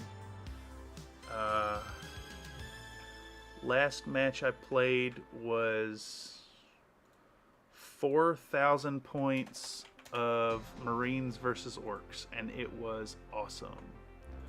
I got to field a knight and all my dudes, basically an entire company, and it was versus my brother, and he pulled out all his Orcs. He had the Stompa out there. It was really good time. Though, you know, folks really don't want to play for 6-8 hours anymore. Just like modern attention spans aren't conducive to that. I've always felt it could benefit from alternate activations. Yeah, I wonder, that'd be pretty interesting to see how 40K would perform.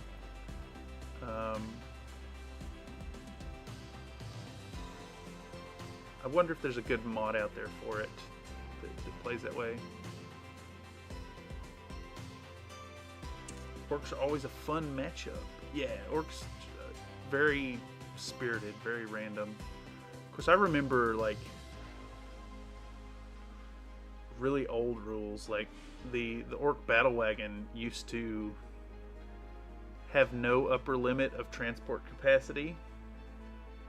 It was literally how many models you could fit on your battle wagon, and any model that fell off onto the table was considered destroyed. You know, that being old, 40K always has that like bit of nostalgia for me from way back when. like, so I started playing in 3rd ed, and we still had guess range weapons. So indirect weapons like, what's it, the Earthshaker or the Whirlwind, Labas, etc. You guessed the range by guessing an inch measurement and then measuring that, and that's where your impact template hit. And some of the guys were absurdly good at that. Others, not so much.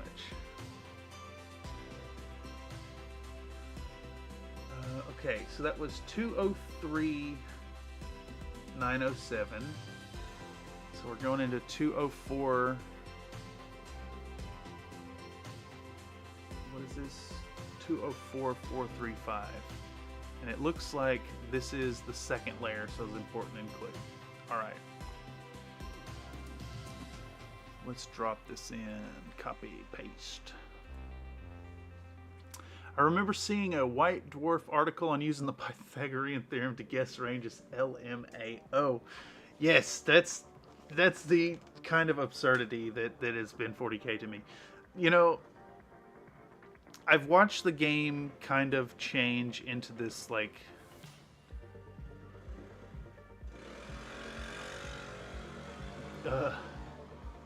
muddy money grab. Like, the fun is somewhat gone, I think. It's more mass produced, and, you know, buy our stuff, buy the new stuff, stay competitive, instead of, like, you know, like the old codex. Let's see if I have it. Who's here? Old Space Marines, Chaos Space Marines. I don't have the Orc one, but the circa 2001 Orc Codex used to have, you know, how to convert models, and now they're like, no, just buy the new stuff, the new monopose stuff. It's GW has killed part of their spirit, I fear, and it's unfortunate to see. 'Cause I was at, let's see, Games Day 2003 in Atlanta. It was a good time. Still had some spirit, still encouraging people to have fun rather than to spend money and win. Anyhow, that's just me being a grognard about it.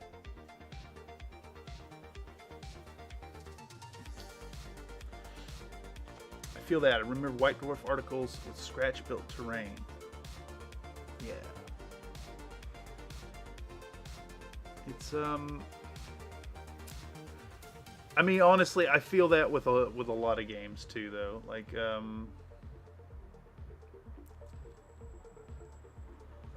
Infinity and BattleTech have been filling the void. Ah, Infinity plus BattleTech. Yes, yes, indeed. Speaking of, I'd be remiss to not mention once again, the contest that's running here on the channel. So let me pull up the Bromat Academy link. So there's a current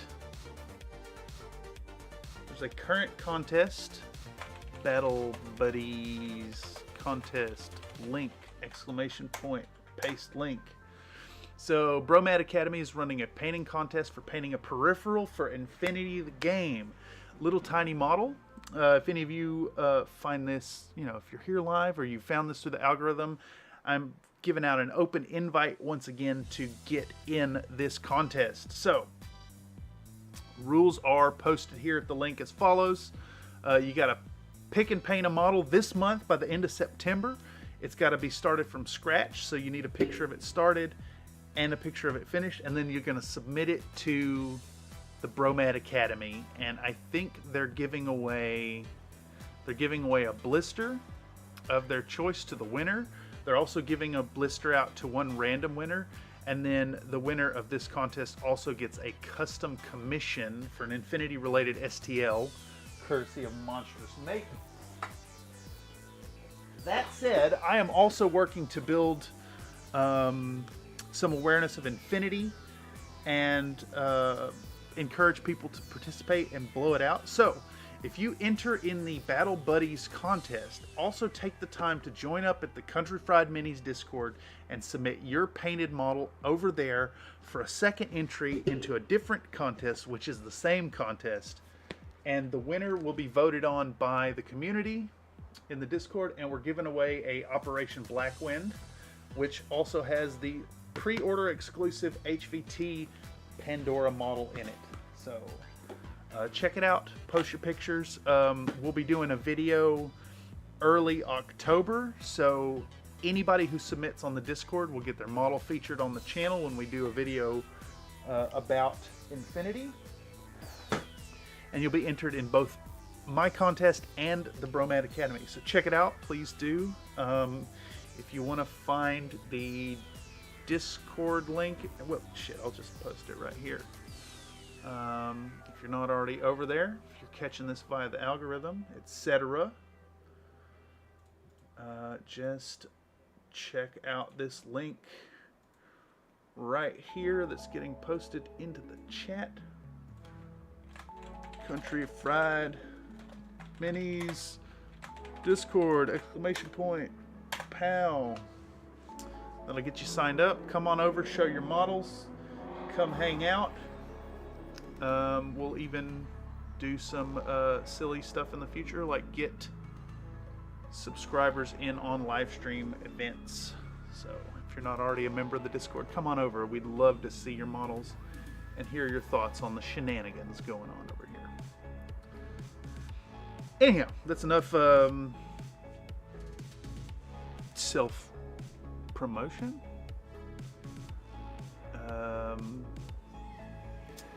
Where were we on this project? Okay, so 8 minutes and 9 seconds to 8 minutes and 59 seconds. That's 50 seconds of sponging on this first layer.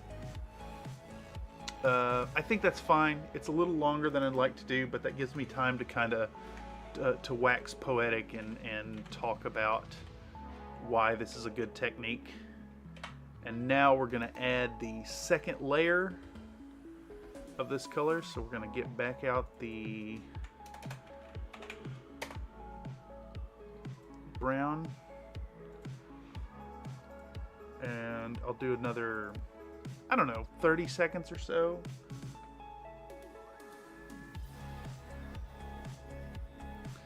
I need to get this shot because it shows the paint change color. Snag that. Zoom it over here.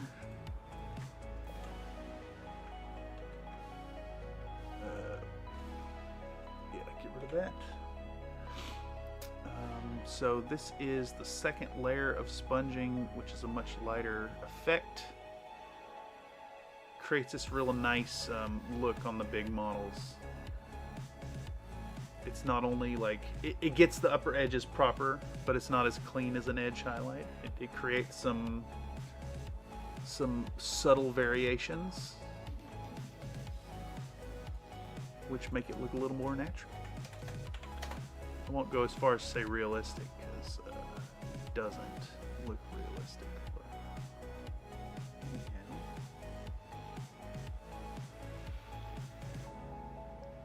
Let's try to find another nice illustrative section of it.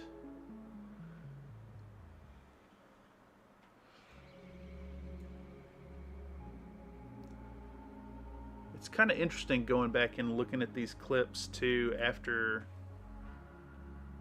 having done the paint up on the Hobby Hangout stream. So that stream was, you know, hanging out and streaming painting this process, but also filming painting it with a different camera while also streaming painting it live. It's good stuff.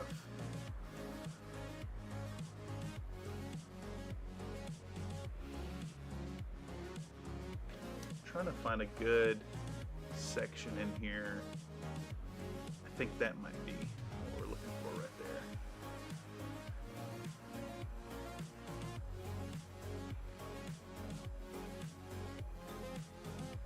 See what 5 seconds right here looks like.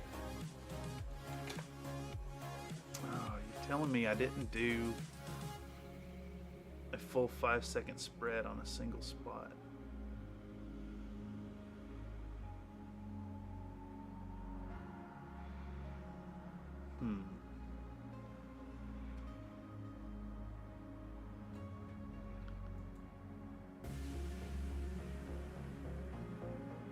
Okay. I think I'm just gonna have to start right here. Looks like I did a whole bunch of like stipple the brush for 3.5 seconds and then rotate it or go to a different section, which isn't great for what I'm doing now, but this will have to do.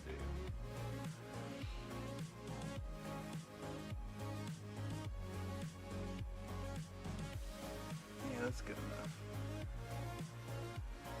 Okay. And then we'll show, I don't know, 10 seconds of working on the arm. If I have 10 seconds here.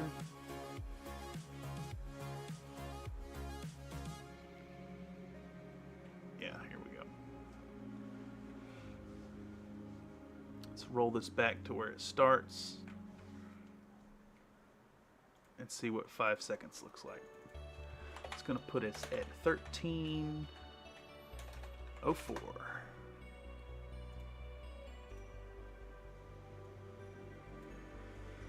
And then surely I've got another 5-second spread here.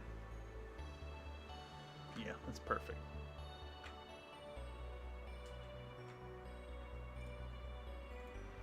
We'll start from the back end and roll it back 5 seconds. There we go. Once again, I am just, you know, weird. I need that order in my shots. Nice rigid 5-second format. Okay, so we've got 50 seconds of the first layer and then 30 seconds of the second layer, and I think that does a well job of illustrating that color. Let's see, what's the name of this? This is 204435, and that's going to put us right, I just saw it right here. So that's another 85 clips to go through. Let's see what this one is. This is now putting in the green. Oh yeah, this is the spot right here during the live stream where someone had asked about the metallics, and I switched to metallics kind of out of order. I'm wondering if I could just skip over that. Let's see, do I show the... I do show the metallics again, so that means we can skip this video and the one before it.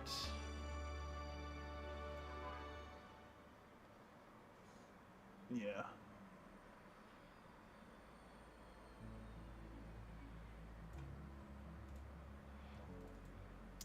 I think there was an issue with the color not coming out right.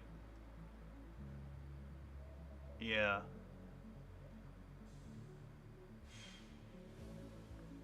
I'm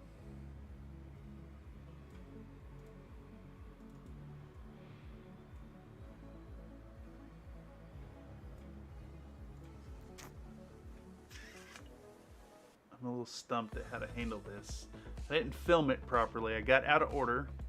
And I also may have skipped some steps that I didn't film. So I think the way to handle this is to cobble together these shots.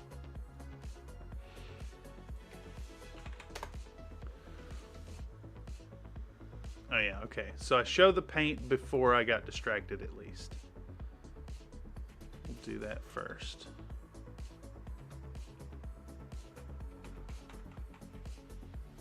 Five seconds of this. Ba-boom.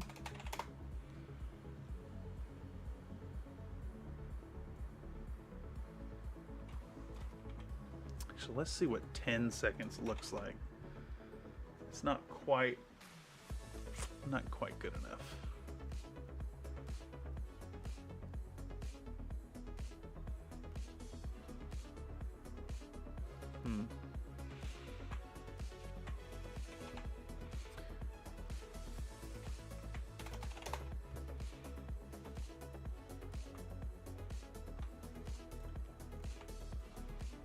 Let's isolate this and see what that's looking like. I didn't leave it on camera very long.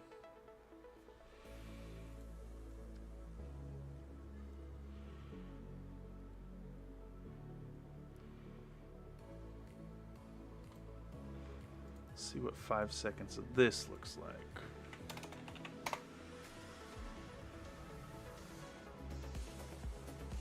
Okay. I think what I'm gonna do here is speed this up into a 5-second clip. I don't know how long it actually is. Let's see, 51 to 58. That shouldn't be too noticeably sped up. So we'll go right click, we'll go to speed duration, and we'll make it 150 is too fast. We'll do it 140%, putting us at 5 seconds, and give it a watch.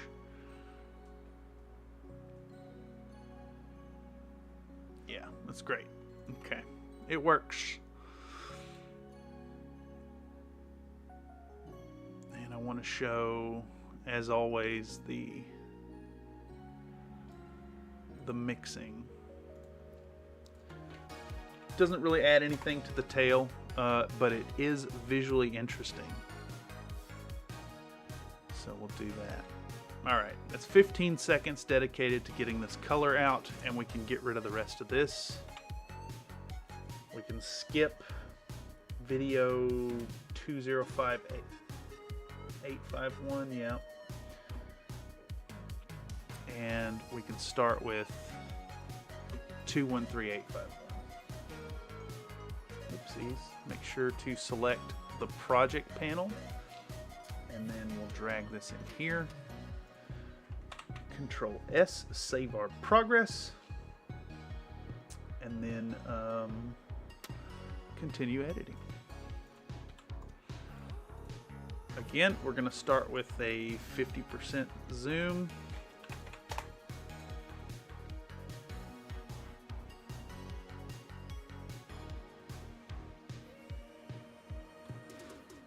For some reason, I show the thing back to the camera.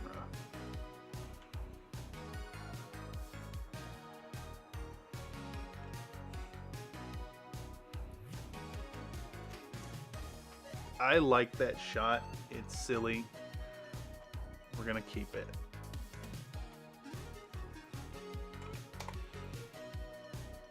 What does 5 seconds look like here? Show the sponge. Point at the paint. I don't know why I'm pointing at the paint. I'm sure if I go back and watch the VOD, it makes sense. But we're gonna put that shot in there. I just find it funny.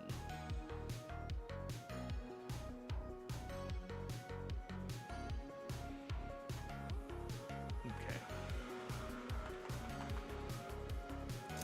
5 seconds here.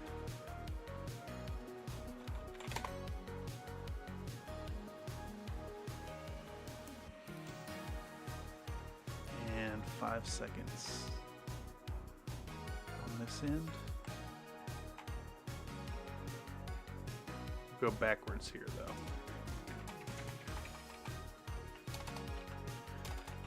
54, 10, 54. That is all off frame.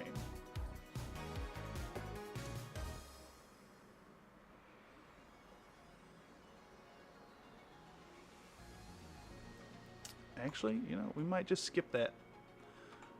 This is 213851. So we're going to go to 214049. And this should be more of the same, more sponging of that same color.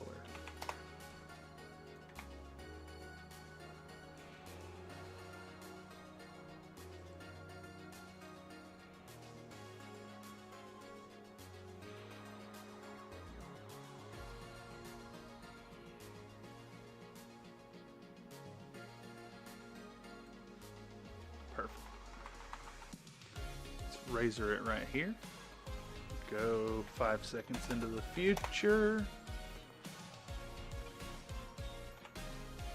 Append it to the edited section. Is this the one where I get out more color? It is.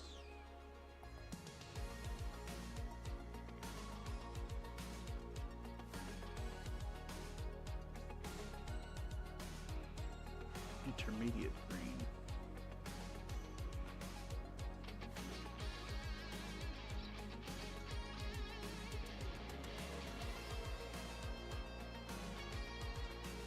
All right, we'll take that.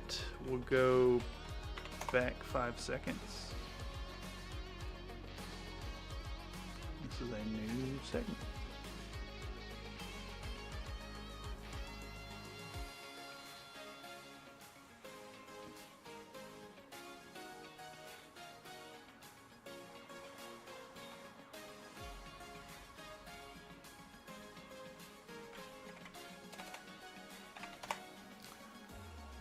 Alright, so it's just there's a typical formula I follow if it hasn't been illustrated too well at this point. I show the paint, show it mixing and or thinning it, just getting it on the palette.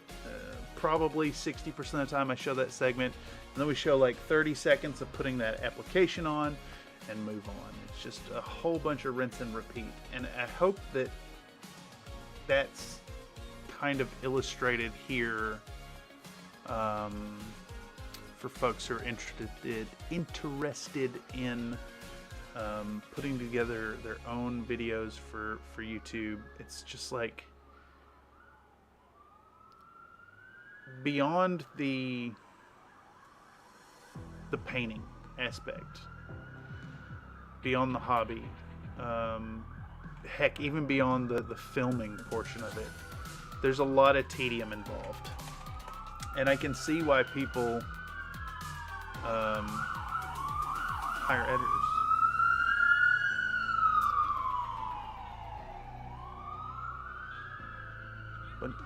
Bunch of sirens going by.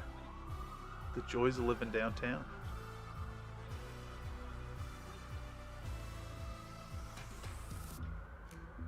Okay.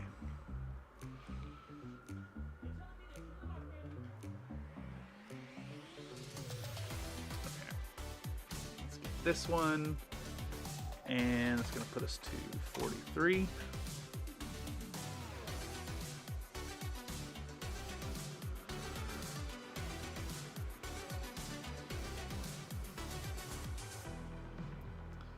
We'll take this one as well.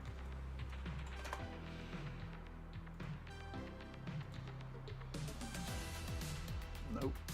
Grab that and this. How long is this segment now? 25 seconds dedicated to the next layer. That sounds about right. Okay, get rid of that. We're looking at 214049. That's putting us right about here. So we'll move on to 1809.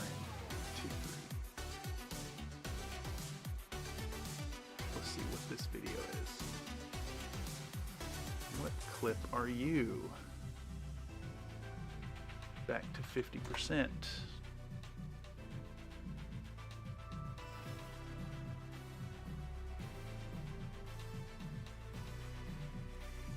this is starting to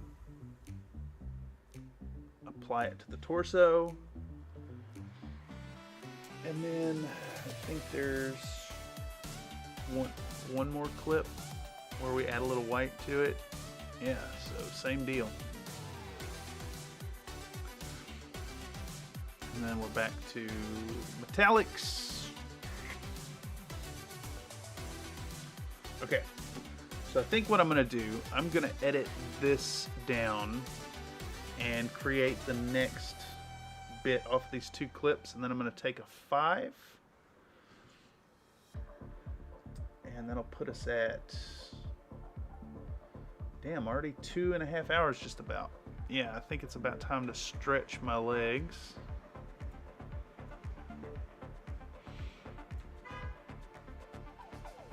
And just keep grinding at this. Definitely not riveting content, but again, the workflow live stream is a place where people are welcome to put their 2 cents in. A place for folks to be able to freely ask questions and or provide live feedback, or just to, you know, see what's going on here in the corner. Stop by, say hi, howdy.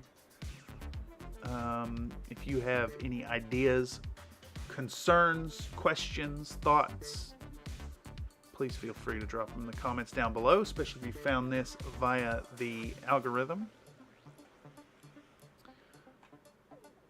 This is a place of, I wouldn't really call this content as much as just like a glimpse behind the curtain. So what's going on when y'all ain't watching. Alright. Wait, I went too far. I went the 2 seconds too far. Another little 5-second bit. So tan, mixing it on the palette, and we'll do another 15 seconds maybe. Yeah, right there is great.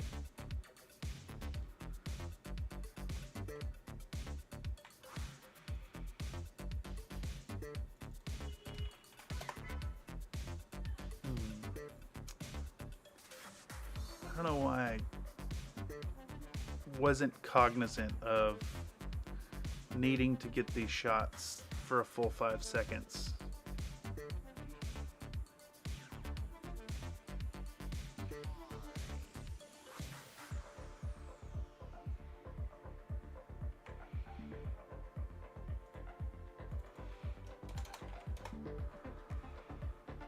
Okay, that is a solid 5 seconds of content.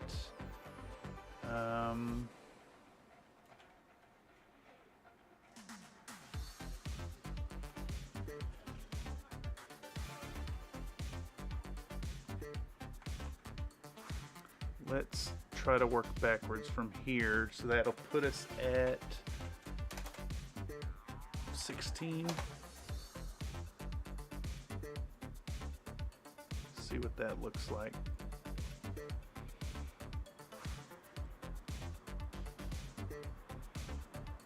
Yeah, okay, that's passable. All right, and then we'll do another 2 clips of sponging the torso. Maybe starting with the head.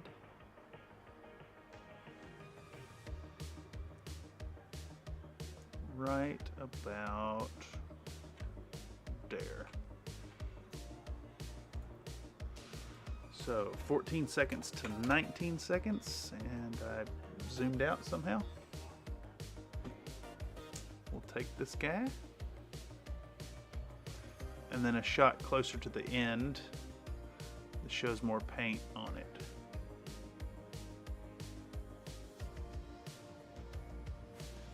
I think I like this shot.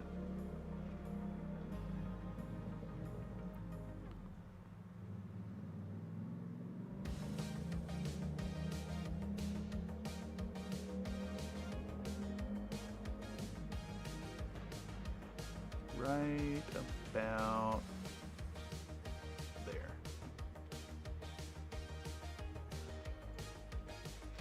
35. Yeah, cool. That's gonna look good.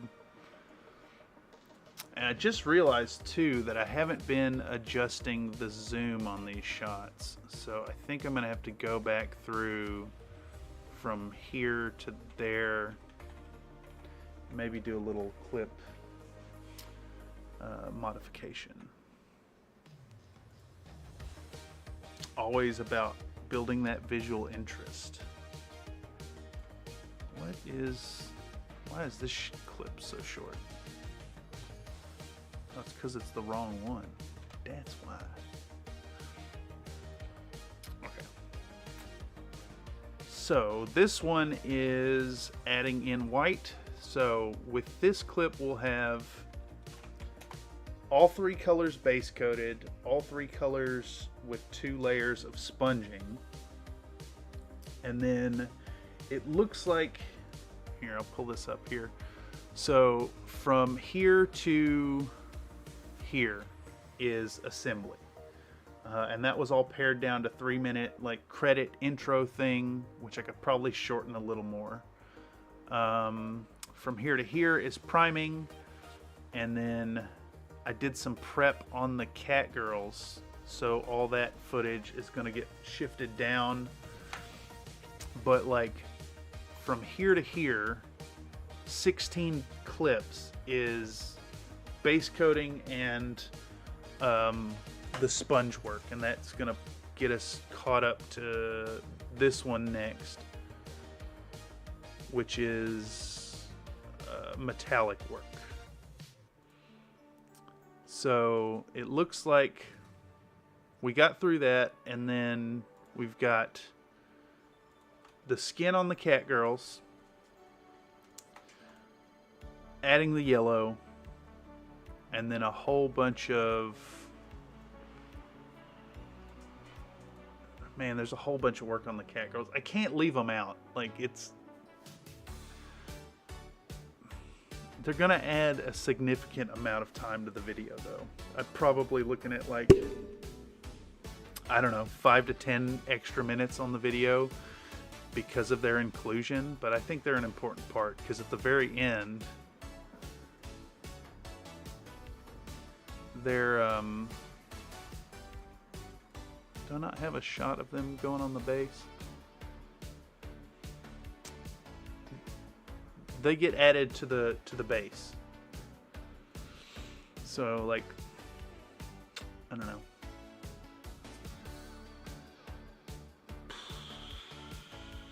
My brain is turning to mush, y'all. Got a lot of conflicting thoughts. I think I've just been sitting at this computer too long this week. And actually with that, now that I'm sitting here thinking about it, the next bit of content that's going to be coming from the workflow corner is, it's more of the same.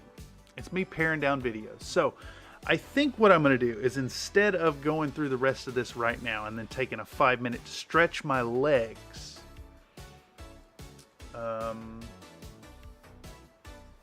instead I'm going to hop up, I'm going to make a little bit of dinner, I'm going to relax and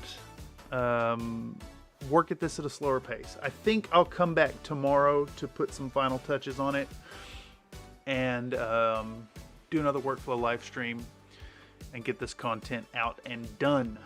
But I think for now, I think I'm done. I think I'm done for the night. I'm finding that it's hard to focus, and I kind of want to relax for a little while. So I want to thank y'all for stopping by and checking out what's going on today. I've had some good chats with some of yous.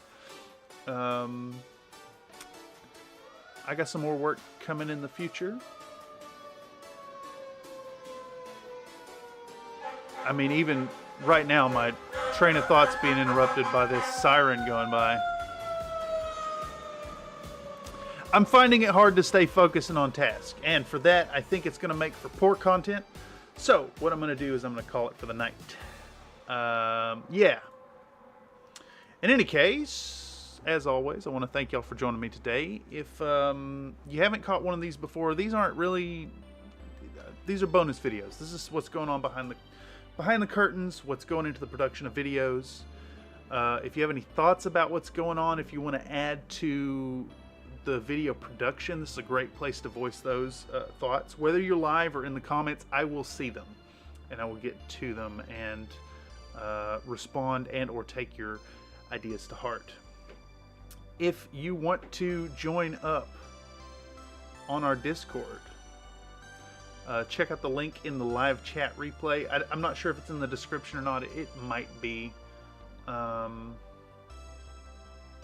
We're going to do this again tomorrow, I believe, around the same time. Maybe a little earlier. Might start about 3 p.m. Pacific Standard Time.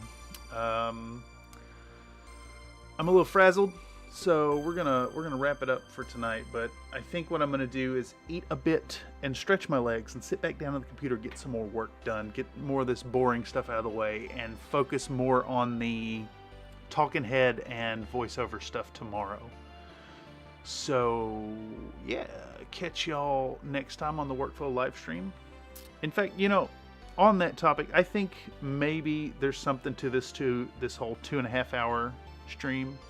I know I've done some longer ones in the past. That last one was like 8 hours. That was a marathon. I don't think I could handle that again. But that said, check out the Discord link, join up, post your pictures, we want to see them. Whatever you're doing, playing video games, creating art, painting models, love to see it.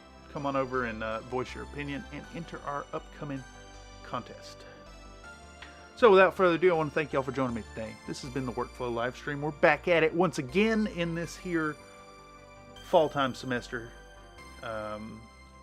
getting work done. So in any case, that's enough waffling, and I will catch y'all in the future. As always, remember to be happy while you're painting, and thank you for joining. Lots of love. See you around next time.